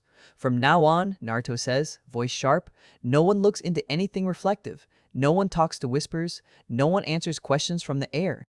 If something asks your name, you say nothing. If you feel like you're remembering something and it scares you, you tell me. Maeve raises an eyebrow. You're giving orders now? Naruto meets her gaze. I'm keeping you alive. You can complain later. Maeve's mouth twitches like she hates that she agrees. Goldilocks mutters, fine. Rosie nods once, steady. Elric looks like he might cry from relief at having rules. They pack up at dawn and head deeper into the plains toward the ravine mark. The lane becomes stranger as they go. The brittle grass gives way to patches of dark soil that swallow footprints. The wind changes direction without warning. The sky flickers slightly at the edges, like a painting someone keeps touching up. And then they start seeing things that shouldn't be here. Not monsters. Signs. A lone apple tree standing in the middle of open land, heavy with perfect red fruit. Snow White freezes when she sees it, breath-catching. Naruto grabs her wrist gently. Don't. Snow White's eyes are wet. It's not real. Naruto shakes his head once, firm. It's bait. They keep walking. A long braid of golden hair draped over a stone, swaying even though there's no wind. Rapunzel squeezes her eyes shut and walks faster. A little wooden bowl set neatly on a stump. Too perfect, too just so. Goldilocks almost stops out of pure irritation. Naruto nudges her forward without looking at her. The plains aren't quiet because nothing happens. They're quiet because the world is trying to tempt you without being able to force you. And Naruto refuses to be tempted. By late afternoon, they reach the ravine. It cuts through the land like a wound. Jagged rock walls drop down into shadow. The air inside is colder. The wind funnels through it, making a low moan that sounds almost like speech if you listen too hard. Elric points down. That's where it should be. Maeve peers over the edge. Should be. Elric nods, swallowing. The binder's cairn. They descend carefully. Naruto anchors a rope with a kunai and a seal pattern, then lowers the wagon supplies piece by piece. Hazel refuses the slope at first, snorting and stamping, until Goldilocks talks to her in a low, stubborn voice like she's negotiating with the bear. Somehow, Hazel follows. At the bottom, the ravine opens into a narrow cavern mouth, stone arch, carved symbols, old enough that time has smoothed the edges. No mirrors, no glass, just rock. Naruto's skin prickles anyway. Elric whispers, this place holds names, it's dangerous. Naruto's grin is tired. Everything is. They step inside. The temperature drops immediately. The cavern is dry, echoing. Their footsteps sound too loud. The air smells like dust and old ink. Then they see it. A cairn stacks stones in the center of a chamber, built high like a small tower. Around it, the walls are carved with thousands of tiny marks. Not decorative, not random. Names. Not readable names, not like Snow White or Rapunzel. Deeper marks, complex, layered. Like each name is a sealed thing. Elric's voice breaks, awed. It's real, Goldilocks whispers. I hate that it's real. Maeve mutters, I hate that you were right. Rosie stepped closer to the wall, eyes scanning the marks like she recognizes the shape of something in her bones. Snow White trembles, staring at the carvings as if they might suddenly explain her life. Rapunzel's fingers tighten around her braid. Naruto steps toward the cairn. As he approaches, the turning book in his wrappings goes cold, colder than it's ever been. Like it's offended. Like this place is an enemy to it. Good. Naruto lifts his hand and touches the cairn stone. The air shifts. Not pressure, not choking, clarity. A single whisper rises. Not hungry, not coercive. Remember what was taken. Naruto's throat tightens. Elric whispers behind him. It's inviting you. Maeve's voice is sharp. Don't. Naruto doesn't answer. He stares at the cairn, thinking. The book tries to name him. The mirror tries to anchor them. The well drinks people empty. And now this place wants them to remember. Memory is a weapon here. And weapons cut both ways. Naruto turns to the girls. We do this together. No one touches anything alone.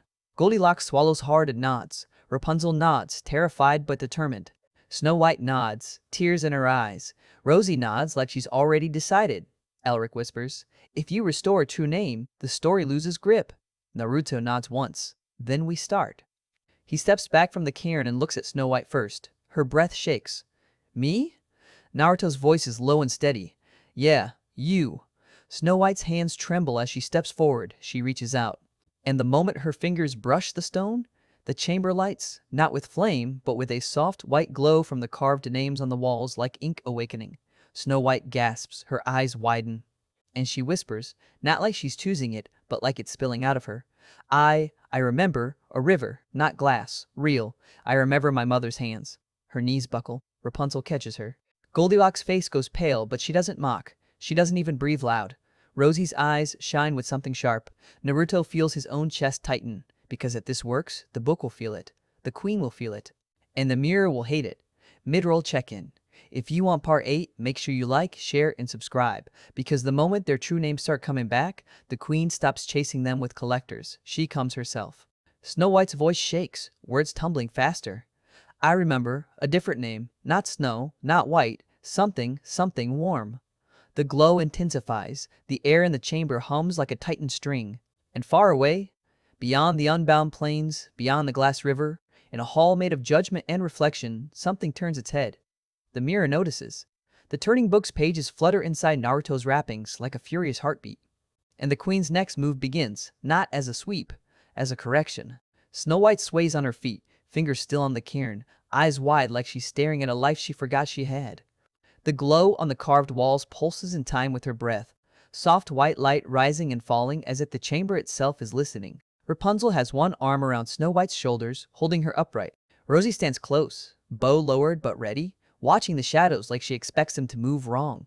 Goldilocks has gone quiet, which is how Naruto knows she's scared. Maeve's grip on her iron poker is so tight her knuckles look chalky. Elric is shaking like a candle in wind, thrilled and terrified at the same time. Naruto keeps his eyes on the room, not the walls. He can feel it, the moment the world outside starts to shift its weight. Because stories don't like being interrupted. Snow White whispers again, breath-breaking. My name, my real name. The light flares brighter, and the turning book inside Naruto's wrappings goes cold enough to sting through cloth. Naruto steps forward fast, hand closing over Snow White's wrist. Not yanking, not hurting, just stopping. That's enough for now. Snow White looks at him, tears spilling. But I almost... Naruto's voice is controlled, firm. Almost is safer than taken. Elric nods rapidly. He's right. If a true name comes fully loose, the mirror can hear it. The queen can anchor it.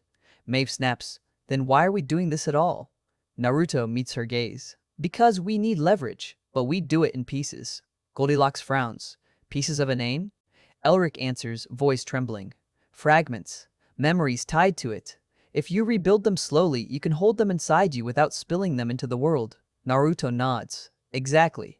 Snow White nods too, wiping her face with shaking hands, like she's swallowing something back down into her chest. Rapunzel whispers, so we take turns.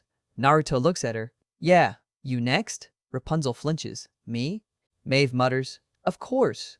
Rapunzel steps toward the cairn anyway, because she's learned that fear doesn't get to vote anymore. She touches the stone. The chamber responds instantly. The carved marks along the walls glow again. But this time, the light has a different quality. More gold than white, warmer like candle flame reflected on old paper. Rapunzel inhales sharply, her eyes go unfocused. And when she speaks, it's like the words are coming from somewhere behind her eyes. I remember, not the tower. Her voice cracks on the last word, like it hurts to say it. I remember grass. I remember running. I remember, she swallows, shaking, hands brushing my hair and not pulling it. Goldilocks' breath catches. Rosie's eyes flick to Naruto like she's silently asking if this is safe. Naruto nods once. Tiny. Keep it short. Keep it contained. Rapunzel whispers, I remember a name that isn't a thing I own. It's me. The light pulses, then the cavern shudders. Not the cairn, not the walls, the air itself. Maeve's head snaps up. Did you feel that? Elric's face drains. Yes. Naruto feels it too, a pressure line forming somewhere far away, like a string being pulled tight between this cavern and the mirror hall. The dead zone is thinning under the strain of names returning. The turning book is reacting. Naruto's voice cuts sharp. Stop! Rapunzel jerks her hand back like the stone burned her. The light dims to a faint afterglow. Silence hangs for a beat. Then a new sound enters the chamber. A soft scraping, like stone on stone, somewhere deeper in the ravine. Rosie lifts her bow instantly. Goldilocks steps in front of the children without thinking. Maeve raises her poker like a club. Elric's lips part, horrified. Naruto holds up one hand, stay quiet, and moves toward the cavern mouth. He doesn't feel mirror pressure the same way here. He feels intrusion. Like an unwelcome fingertip sliding under a door. He peers into the corridor and sees footprints. Fresh. Not theirs. Small, neat, deliberate, pressed into dust that hasn't been disturbed in years. Elric whispers behind him, voice barely a breath. No one comes here. Naruto murmurs back, then someone did. The scraping sound comes again, closer. Then silence. The silence of something that knows how to move without announcing itself.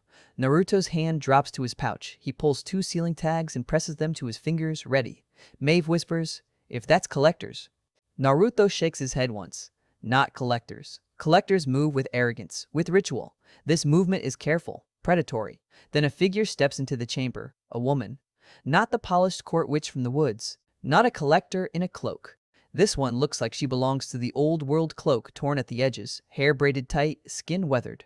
Her eyes are bright in a way that makes Naruto think of sharpened steel. No pendant gleams at her throat, no mirror token. Just a thin cord around her neck with a small stone charm carved with symbols like the cairn's wall marks. Elric chokes on his breath. A binder. Maeve's voice is rough. A what? Elric whispers, terrified and awed. Someone who keeps names from being taken. The woman looks at Naruto, then at the girls, then at the glowing carvings. Her expression is not friendly. It's assessing. Unwritten, she says softly. Naruto's eyes narrow. Yeah, people keep calling me that. The woman steps closer, gaze flicking to Naruto's jacket where the turning book rests. You carry poison. Naruto doesn't deny it. And you carry a rock necklace. We all have problems. Goldilocks mutters, I like her.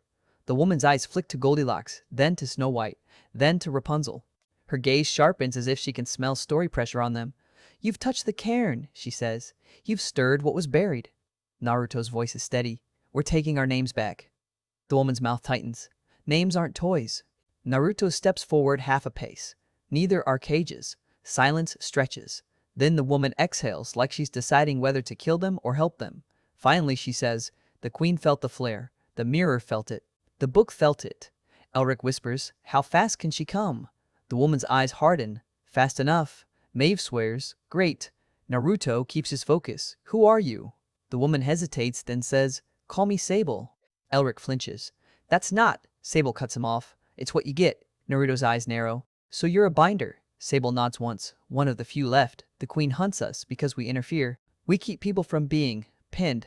Rapunzel's voice shakes. Can you help us? Sable looks at Rapunzel like she's weighing a stone. Maybe. Snow White whispers, I almost remembered mine. Sable's gaze sharpens. Don't say it. Don't even think it too loud. Naruto notices that, how Sable talks about thoughts like they can be overheard. Because here, they can. Sable steps to the cairn and presses her palm against it. The glow returns faintly, but it doesn't flare. It stabilizes, controlled. She looks at Naruto. You can't restore true names while the turning book is near. It's listening for openings. Naruto's jaw tightens. So what? We throw it away? Sable's eyes go colder. If you throw it away, the queen will find it. If you keep it, it will find you. Maeve snorts. Fantastic, so we're doomed. Sable's gaze flicks to Maeve. No, you're cornered. Naruto steps closer. Then, how do we win? Sable points at Naruto's jacket with 2 fingers. You don't win by outrunning the book. You win by binding it. Elric's eyes widen. Binding the turning book? That's... Sable's voice is flat. Old work. Dangerous. But possible. Naruto's pulse spikes. How? Sable looks at the carved names on the wall. A name can be a lock. A true name spoken with intent can anchor a thing so it cannot shift. Goldilocks frowns. So, we name the book? Sable nods. Not its title. Its true name. Elric looks like he's going to throw up. No one knows that. Sable's gaze lands on the cairn. This place might. Naruto feels a cold wash in his gut. The cairn can restore names. The cairn can remember what the world erased. If it can remember the girls' names, it might remember the books. But to pull the book's name out, they'd have to touch it, probe it, give it a chance to bite. Naruto's eyes sharpen with stubborn calculation. Okay, Naruto says. Maeve snaps. That's not okay. Naruto ignores her. He looks at Sable. We do it your way, but we do it controlled. Sable nods once. Then listen, you're going to hate this. Naruto's grin flashes. I hate everything here. Sable steps back and speaks like she's laying out a ritual, not a plan. We isolate it. We cover reflective surfaces. We draw a binding circle using names that still hold. Not true names, fragments, strong memories, anchors. Rapunzel whispers, like my mother's hands. Sable nods. Yes, and her, and her. She gestures to Snow White, to Goldilocks, to Rosie, to Maeve. Every fragment that reminds you you're more than a roll becomes a nail. Elric swallows. And Naruto? Sable's eyes narrow. He's the hammer, and the weak point. Naruto doesn't flinch. Fine. Sable looks directly at Naruto now. When we pull the book's name, it will try to name you again. It will offer you home. It will offer you power. It will offer you relief. Naruto's jaw locks. I won't take it. Sable's gaze is sharp, unforgiving. You don't get to promise. You get to endure. Naruto nods once, slow. Then I endure.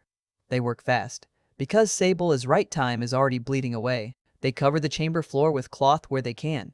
They smother any shiny metal on their gear. Naruto has clones scrape soot onto anything that might reflect. Maeve even smears ash on her own face like war paint, muttering curses the whole time. Sable draws a circle around the cairn using chalk and crushed stone, symbols carved into the floor like shallow wounds. She places small stones at cardinal points, each one carved with a different mark. Elric helps with shaking hands, repeating Sable's instructions like a prayer. Rosie stands guard at the entrance, arrow ready. Goldilocks stays near the children, jaw clenched, eyes darting. Snow White and Rapunzel kneel at 2 points of the circle, hands on stones, whispering fragments of memory as quietly as possible. Not names, not titles, fragments. I remember, warm bread, Snow White whispers, voice shaking. I remember, sunlight on grass, Rapunzel whispers. Maeve mutters, I remember, choosing to lock my own door. Goldilocks whispers, furious and soft, I remember, running because I wanted to, not because I was chased. Rosie whispers, I remember, aiming because I decided. Sable nods, eyes half closed, listening. Good, keep it small, keep it real. Naruto stands at the center. He pulls the turning book out of his wrappings for the first time on the plains. It looks harmless. Worn cover, faded corners, quiet. But the moment it's exposed, the chamber temperature drops like a breath of winter. The carvings on the walls dim slightly, as if the cairn itself dislikes the book. Naruto holds it with both hands, jaw clenched. Sable steps up beside him. Put it on the cairn. Naruto hesitates for half a heartbeat, then he sets the book on the stacked stones. The air snaps. A whisper rushes into the chamber like wind through cracks. State your name. The voice isn't the mirror now, it's the book. The page flips open on its own, ink crawling across blankness. The threat enters the circle. Naruto's teeth bare. Yeah, and it's not leaving. Sable's voice cuts through the whisper. Hold your fragments. Hold your anchors. Don't look at the pages. The book's ink forms a new line. The threat is. The word starts to form again. The same half-finished label from the night before. Naruto feels it pressing at his skull like fingers trying to pry his forehead open. He grips the book harder, forcing his gaze away. Sable places her palm on the cairn, not on the book. Cairn, she whispers, voice low and sharp. Remember what this is. The carvings on the walls flare faintly in response. The book shivers.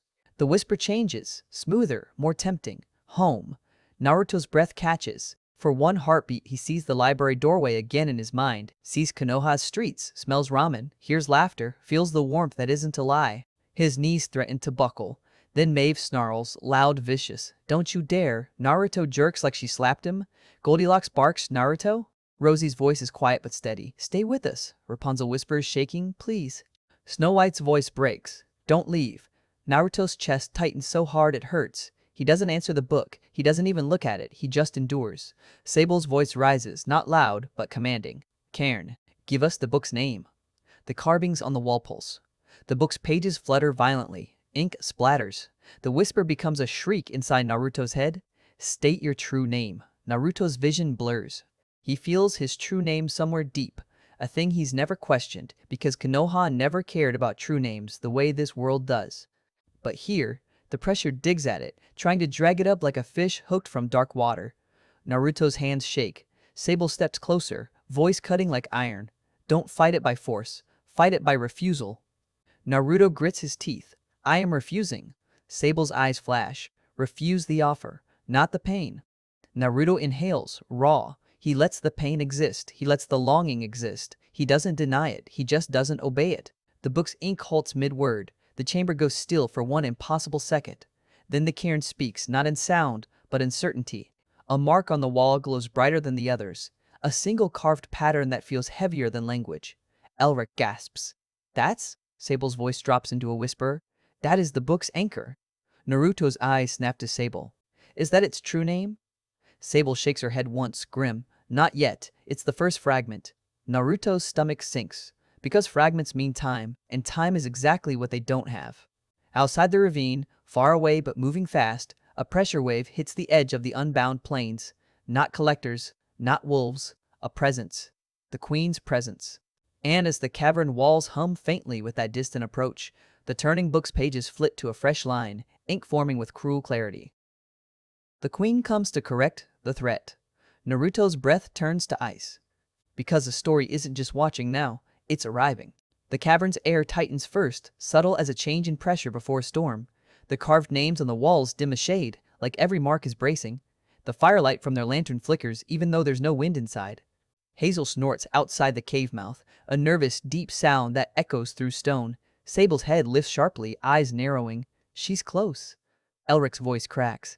How close is close? Sable doesn't answer with a number. She answers with truth. Close enough that the plains won't hide you anymore. Naruto keeps both hands on the turning book, still sitting on the cairn inside the binding circle. The ink on the open page crawls like a living bruise. It wants to finish its sentence. It wants to end this with a label. The queen comes to correct the threat. Naruto's jaw clenches. Then we correct her. Maeve gives a harsh laugh. Sure, let's just correct the queen. Goldilocks doesn't laugh. She stares at the cave entrance with the same expression she wore on the bridge, anger forced into a shape that can walk forward. Rosie stands with her bow already drawn, arrow nocked, breathing steady. Rapunzel has the children tucked behind her and Snow White, and even shaking, she keeps her body between them and the mouth of the cave. Snow White whispers, voice thin, if she's here, she'll take us. Naruto looks at her. Not if she can't hold you. Elric flinches. We don't have the true names yet. Sable's voice is flat and urgent. We have one fragment of the book's anchor. That might be enough to stall it, but only if we finish the binding now. Naruto's eyes narrow. How? Sable points at the glowing mark on the wall, the fragment the cairn revealed. That symbol is the book's first nail. We need 3 nails, minimum, to keep it from flipping pages on its own. Maeve snaps. And how long does that take? Sable's gaze doesn't soften. Longer than we have. Silence snaps across them. Naruto feels the choice like a knife that keeps returning. Every plan in this world turns into a choice between 2 bad outcomes, dressed up like fate. Naruto swallows the rage and looks at the circle, at the stones, at the fragments the girls whispered. Then we change the goal. Sable's eyes sharpen. To what? Naruto's voice is steady. We don't bind the book fully. We bind it enough to carry, enough to keep it from naming me. Then we run. Elric's face twists in panic. Run where? Naruto's grin flashes, thin and feral. Somewhere she can't correct me fast. Sable steps closer, voice low. You can't outrun the queen forever. Naruto meets her eyes. I don't need forever, I need one turn. The book trembles under his hands like it hates that word. Turn. Sable inhales, then nods once, sharp. Then we hammer in one more nail. 2 nails won't bind it completely, but it will slow it. It will choke its reach. It might buy you hours. Maeve spits, hours. Great. Naruto looks at Snow White and Rapunzel. Fragments. Again, short, strong. Snow White's hands tremble, but she nods. Rapunzel closes her eyes and nods too. Sable moves to the cairn and presses her palm to stone again. Cairn, she whispers. Remember the second anchor. The wall carvings pulse. The first glowing mark brightens. The chamber temperature drops another degree. The book's whisper rises, angry and smooth at once. State your true name. Naruto doesn't answer. He stares at the cairn, refusing to meet the page. Sable's voice sharpens. Fragments. Snow White whispers quickly. Warm hands. A river that smells like moss. A lullaby. I can't sing but I know the shape of it. Rapunzel whispers. Bare feet on grass. Sunlight through leaves. Someone calling me without pulling. Goldilocks grits her teeth and forces it out. Bitter but real. My own choice. My own hunger. Not being punished for taking what I needed. Rosie's voice is calm. A bow I made myself. A target I chose. A step I took because I decided. May's voice is rough like gravel. My door. My keys. My refusal. The circle hums. The cairn responds. The carvings brighten in a ripple, moving like a wave toward another mark on the wall. For one heartbeat, the chamber feels aligned. Like something older than the mirror is waking and recognizing them as people, not roles. Then the scraping returns. Not stone this time. Heels. Soft, measured, unhurried. Everyone freezes. Rosie pivots toward the cave mouth, arrow drawn tight. Goldilocks shifts in front of the children. Maeve lifts her poker. Elric goes pale enough to look sick. Rapunzel's breath turns shallow. Snow White coughs once, tiny, like her body betrays her with sound. Naruto doesn't move away from the book. He keeps his hands on it. If he lets it go now, it will flip open and finish its sentence, and he can't let the world stamp him into a role. Sable turns her head slowly toward the entrance. A shadow falls across the chamber floor. Then she steps in. The queen is not wearing a crown. She doesn't need one. She wears a simple dark cloak trimmed with pale fur that doesn't look like it came from any animal in the woods. Her hair is pinned back in a clean twist. Her face is beautiful in a way that feels intentional, like she chose every feature. Her eyes are pale, reflective, and when they glance around the chamber, Naruto feels the sensation of being appraised the way a collector appraises a rare knife. Behind her stand two figures in gray cloaks, silent, heads bowed, not collectors. Not guards, witnesses. The queen's gaze lands on the glowing wall marks, then on the cairn, then on the turning book under Naruto's hands. Her lips curve, faint. So this is where you've been hiding. Naruto's jaw tightens. Nice of you to come in person. The queen's eyes slide to him. I did not come for you. Naruto laughs once, harsh, sure. The queen's attention moves past him to Snow White, Rapunzel, Goldilocks, Rosie. The girls stiffen under that gaze, like rabbits under a hawk. Then the queen looks at the children tucked behind Rapunzel. Her smile deepens. Ah, new pieces. Rapunzel's voice shakes. Don't. The queen's gaze shifts to Sable and hardens. Binder. Sable steps forward half a pace, chin lifted. Queen. The queen's voice stays soft, polite, and somehow worse for it. You hide names in holes like a thief. You teach lost pieces to remember. You make disorder. Sable's eyes don't blink. You call cages order. The queen sighs as if she's tired of correcting children. Cages prevent chaos. Chaos destroys everyone. I maintain the weave. Naruto's hands tighten around the book. You maintain control. The queen finally looks at him properly, and Naruto feels it like cold water down his spine. Unwritten, she says, tasting the word. I tried to ignore you at first. I assumed the mirror would swallow you back into nothing. But you crack mirrors, you shatter harvest carts, you burn lists. Her gaze flicks to the glowing Walmart again. And now you stir the old names. Naruto bares his teeth. Yeah, I'm annoying. The queen's smile is thin. You are an infection. The turning book shivers under Naruto's palms as if it approves. Ink crawls on the open page, hungry. The threat is. Naruto refuses to look. Sable's voice cuts through, sharp. This cairn doesn't belong to you. The queen's eyes flash with irritation. It belongs to the world. Sable's hand lifts slightly. Then let the world choose. The queen steps forward another pace, and the air changes. Not pressure, command. The cave's shadows tighten, bending toward her like servants. The carvings dim, as if the very idea of names begins to flinch under her proximity. Naruto feels it instantly, the dead zone weakening, the plains no longer unbound when she stands here. She is a story in human form. The queen's gaze drops to the turning book. Give it to me. Naruto's voice is flat. No. The queen doesn't raise her voice. She doesn't threaten. She simply speaks like she's reading an outcome that already exists. If you keep it, it will name you. If you give it, I will return you to your world. I will close the crack cleanly. No more chase, no more winter, no more suffering. Home. The offer lands exactly where the book tried to hook him. Naruto's breath catches. His vision flashes with Konoha streets. Maeve snarls, "Don't you listen to her." The queen's eyes flick to Maeve. "And you," she says softly, "can have your inn untouched, your town safe, your door unbroken, your life unremarkable." Maeve's expression tightens. It's a cruel offer because it's what Maeve pretended she wanted. The queen turns her gaze to Snow White. You can sleep, you can wake, you can be loved. You can stop coughing blood into your sleeve. Snow White's lips part, eyes glossy. Rapunzel trembles as the queen looks at her. And you can have hair that never tangles, hands that never pull, and a world that stops asking you to be brave. Goldilocks' fists clench. Rosie's arrow trembles a fraction. The queen's gaze returns to Naruto. Give me the book. The turning book's ink pulses, eager. Naruto inhales, and then he does something that surprises even him. He speaks to the queen like she's just another authority figure who thinks they can define him. I'm not a piece, Naruto says. The queen's smile fades slightly. I'm not a threat you get to label, Naruto continues, voice growing harder. And I'm not trading their lives for a shortcut home. The queen's eyes go colder than the river. Then I will take it. She lifts one hand. Not toward Naruto, toward the cairn. The cave fills with a sudden gleam as if invisible mirrors bloom in the air. Not reflective surfaces, reflections in concept. The queen doesn't need glass, she is glass. The carvings on the walls dim sharply. Sable lunges, slamming her palm onto the binding circle stone. Hold! The circle flares. For a heartbeat, the invisible mirrors stall. Rosie fires. The arrow whistles through the chamber and strikes one of the queen's shadow witnesses in the chest. The arrow doesn't pierce flesh. It hits and stops, as if the air in front of them is hardened. The witness doesn't move. The queen doesn't blink. Goldilocks curses. Maeve grips her poker like she's about to charge anyway. Naruto feels the book under his palm surge with excitement. The ink races. The threat is. Naruto's head pounds as the book presses harder, trying to finish the name now that the queen is here to accept it. Sable's voice cuts through the chaos, harsh and urgent. Second nail, now! Naruto's eyes snap to the wall. The second glowing mark has appeared, faint, but there. Sable points at it. That one! Elric stumbles forward, terrified. How do we… Sable snarls. You don't read it, you carve it. Maeve shouts. With what? Naruto doesn't hesitate. He throws a kunai, not at the queen, at the glowing mark on the wall. The kunai strikes stone with a crack. Sparks.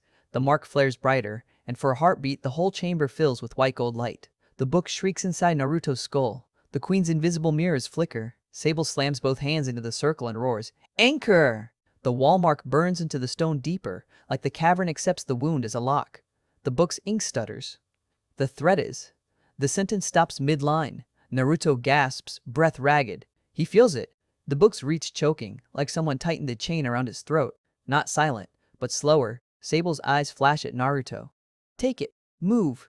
Naruto yanks the book off the cairn, wraps it fast, tight, burying it in cloth like suffocating a snake.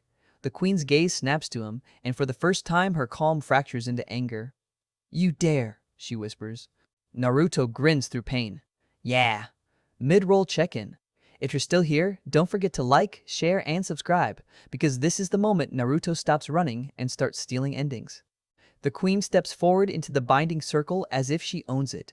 The circle flares and screams in light names, resisting her presence. Sable's knees buckle as she holds it, face straining. Elric cries out, Sable! Sable snarls, teeth bared. Run! Maeve grabs Elric by the collar and yanks him back. Move, scribe! Goldilocks shoves Rapunzel and the children toward the exit. Go! Rosie backs toward the corridor, bow up, eyes locked on the queen. Snow White staggers, coughing hard now as the chamber pressure crushes her chest again. Naruto's heart slams. He grabs Snow White's arm. Come on! They sprint for the cave mouth. Behind them, the queen's voice slices through stone like silk over a blade. Snow White, she says softly. Snow White flinches as if struck. Then the queen says a different word. Not loud. Not dramatic. Just precise. A fragment. Something that isn't Snow White. Snow White's knees buckle. Her eyes go wide, terrified, because something deep inside her just got tugged. Naruto feels it. Name pressure like a hook, catching a piece of her soul. Sable screams, Don't listen! But it's too late to unhear a sound once it enters you. Snow White sobs, I. Naruto yanks her harder. Don't say it, don't! The queen's smile returns, slow and cruel. You see? She murmurs, voice carrying. Names come to me. They burst out of the chamber into the ravine corridor, cold air slapping their faces. Rosie fires another arrow backward, not to hit, just to distract. It sparks off something invisible again. Hazel whinnies outside, frantic. Goldilocks and Maeve haul the wagon supplies into motion. Rapunzel gets the children up the slope. Elric scrambles, half falling, clutching the map. Naruto pulls Snow White after him. She's shaking violently now, coughing and crying at once. Sable staggers out last, blood at the corner of her mouth. The binding circle behind her flickers like a dying light. The queen steps into the corridor. No hurry, no strain. As if stone itself parts for her, Sable turns to Naruto, eyes fierce. Third nail, she rasps. Without it, the book will still. Naruto cuts her off, breathless. We don't have time. Sable grabs his sleeve, fingers like iron. Then you make time. Naruto stares at her. Sable's gaze flicks to Snow White, who is trembling and whispering something that sounds like a name trying to climb out of her throat. Sable whispers, she's already pulling fragments. Next, she pulls yours. Naruto's blood runs cold. Maeve shouts from above, Naruto! Now! The ravine shakes. Not from an earthquake, from an arrival. A thin, bright line appears in the air above the ravine lip, like a crack in glass. A doorway. The same kind of crack Naruto saw in the mirror, except this one is not leading to Konoha, it's leading to a pale hall of reflections. The Queen's Hall. The mirror's corridor. The Queen lifts her hand toward it, calm restored. Come, she says, and the crack widens. Naruto freezes for one heartbeat, staring at the doorway because he understands the trap instantly. She isn't chasing them out. She's offering an exit that leads straight into her control. Sable's voice is ragged. That's her correction. If you take that door, you never leave. Naruto's hands tighten around the wrapped turning book. Snow White whispers, shaking, I hear my name. The Queen steps forward, and her eyes lock onto Naruto. Unwritten, she says softly. State your true name. And the turning book, suffocated but not silent, twitches under Naruto's arm like it's ready to answer for him. Naruto's breath turns sharp in his throat. The Queen stands in the ravine corridor like she belongs there more than stone does. Behind her, the crack in the air widens, clean, bright, inviting, an exit that is actually a throat. Elric is above, shouting something Naruto can't make out over Hazel's frantic whinnying and the wind biting down the ravine. Maeve is hauling the wagon up the slope with brute anger. Goldilocks is half dragging, half pushing supplies, swearing like she's trying to insult fate into backing off. Rosie is planted near the corridor mouth with her bow raised, arrow ready, but her eyes say the same thing. Elric's paper said. You can't shoot a queen made of story. Snow White is trembling beside Naruto, lips moving as if a word is trying to crawl out of her mouth on its own. A name fragment pulled by the Queen's voice like a hook in flesh. Rapunzel has both children tucked against her, one hand over Gretel's mouth to keep her from crying, eyes wide and wet but focused. Sable is in front of Naruto, blood at her lip, fingers still clamped to his sleeve like she's the only thing keeping him from slipping into the crack. The Queen speaks again, calm and absolute. Unwritten, state your true name. The pressure hits Naruto's skull like a slow crush. Not pain exactly, precision, like she's aligning him with an outcome, like she's trying to make him fit. The turning book shifts under his arm, eager despite the two nails choking it. Naruto feels the ink in it like an animal pacing behind ribs. He feels the sentence still hanging. The thread is. He can almost sense the word it wants. Not because the book knows Naruto, but because it's building a label from every reaction he's given it, every refusal, every crack he made in the mirror, every time he broke the right path. Naruto's jaw locks so hard it aches. He looks at the Queen's pale eyes and says, very softly, number. The Queen's smile sharpens. Refusal is not an answer. Naruto's voice grows steadier, stronger, the way it does right before he does something stupid and impossible. It is when I'm the one speaking. The Queen lifts her hand, and the crack in the air widens another inch. Light spills across the ravine walls like moonlight on glass.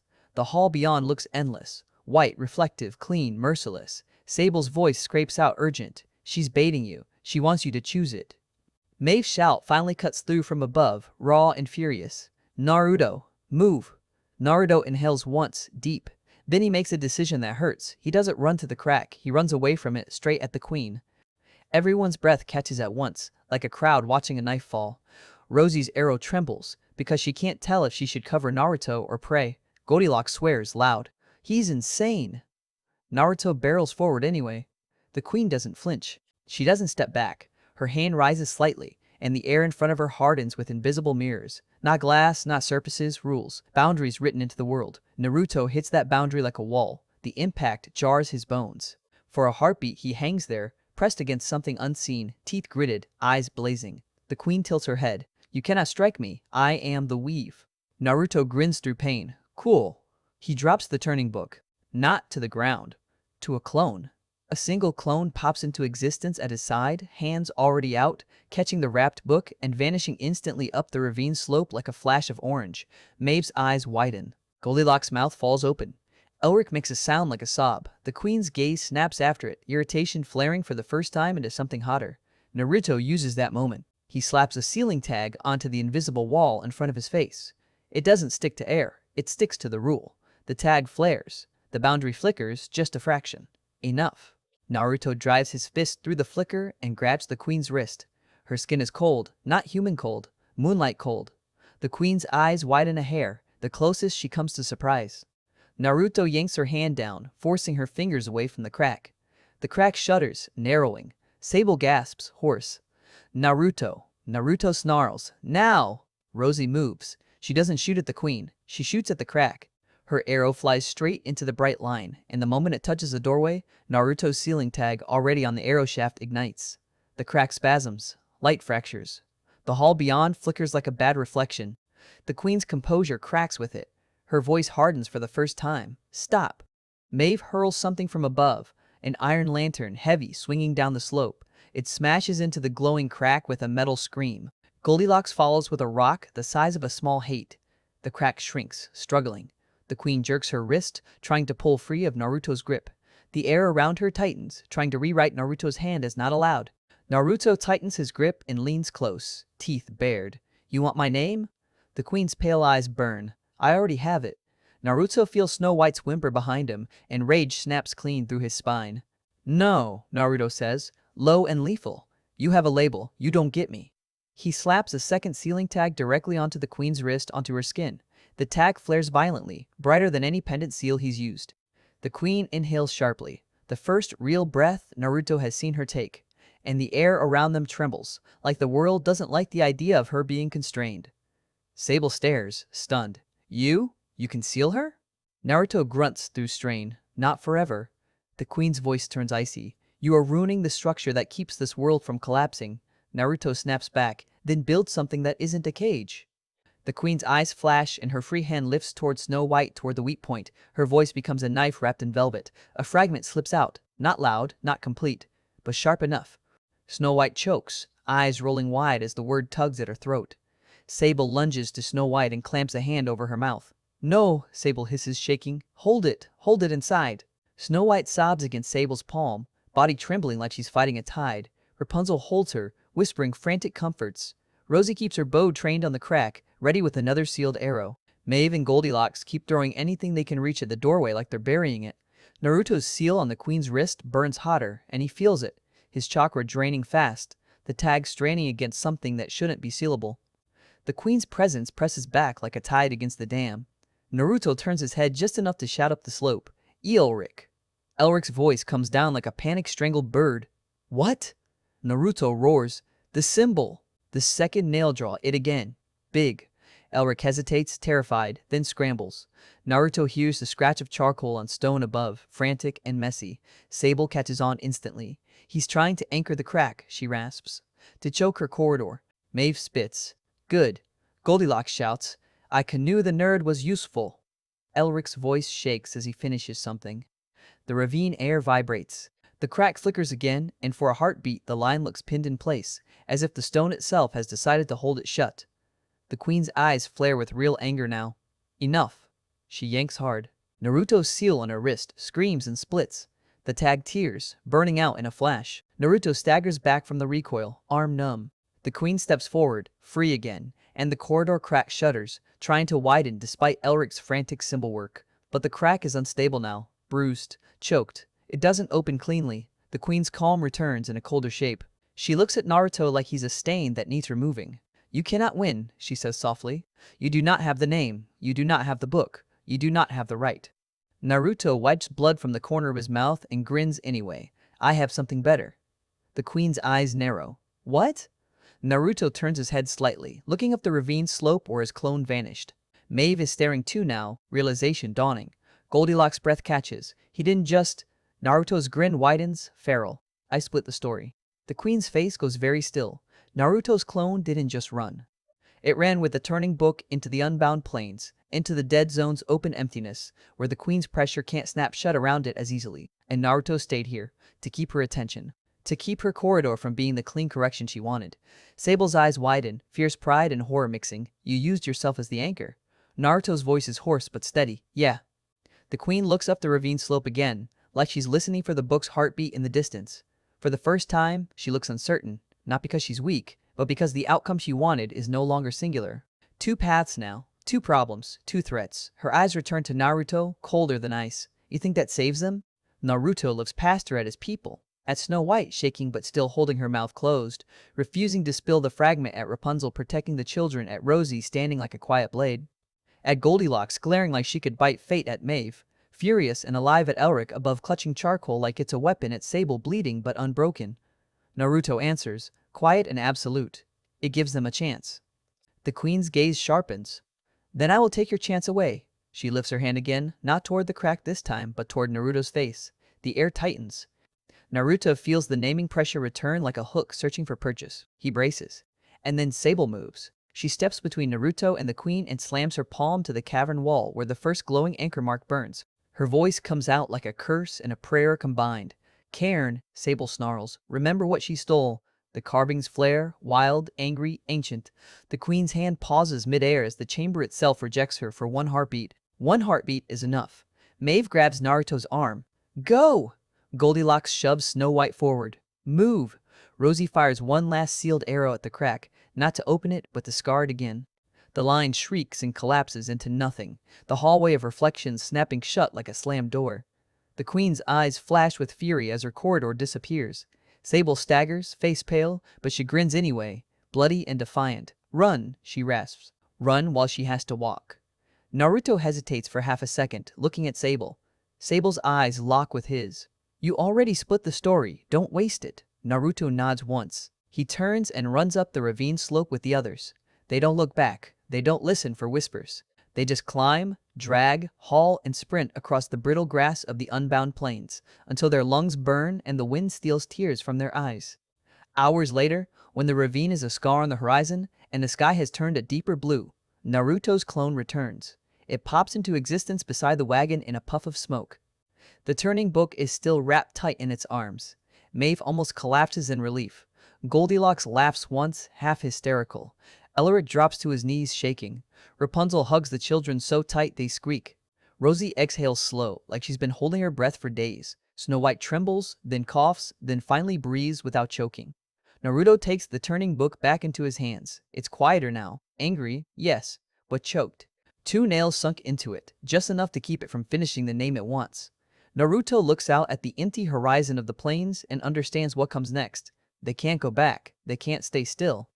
They have to rebuild true names in fragments, hold them like fire under a lid, and find the 3rd nail before the queen closes the distance on foot. But for the first time since the mirror cracked, Naruto also understands something else. He isn't just being chased, he's changing the chase, because the queen offered him home as a leash, and he refused. He chose people over the shortcut. He chose the hard road that doesn't belong to any tale. And as the wind sweeps across the unbound plains and the sky stretches wide and indifferent, Naruto makes a promise without saying it out loud. He will not be named into a cage. He will not let them be named into endings. If this world is built on stories that eat people, then he will become the kind of trouble that stories can't digest. If you enjoyed this story, subscribe to Fanfics in a Nutshell for more cinematic, what-if, Naruto theories.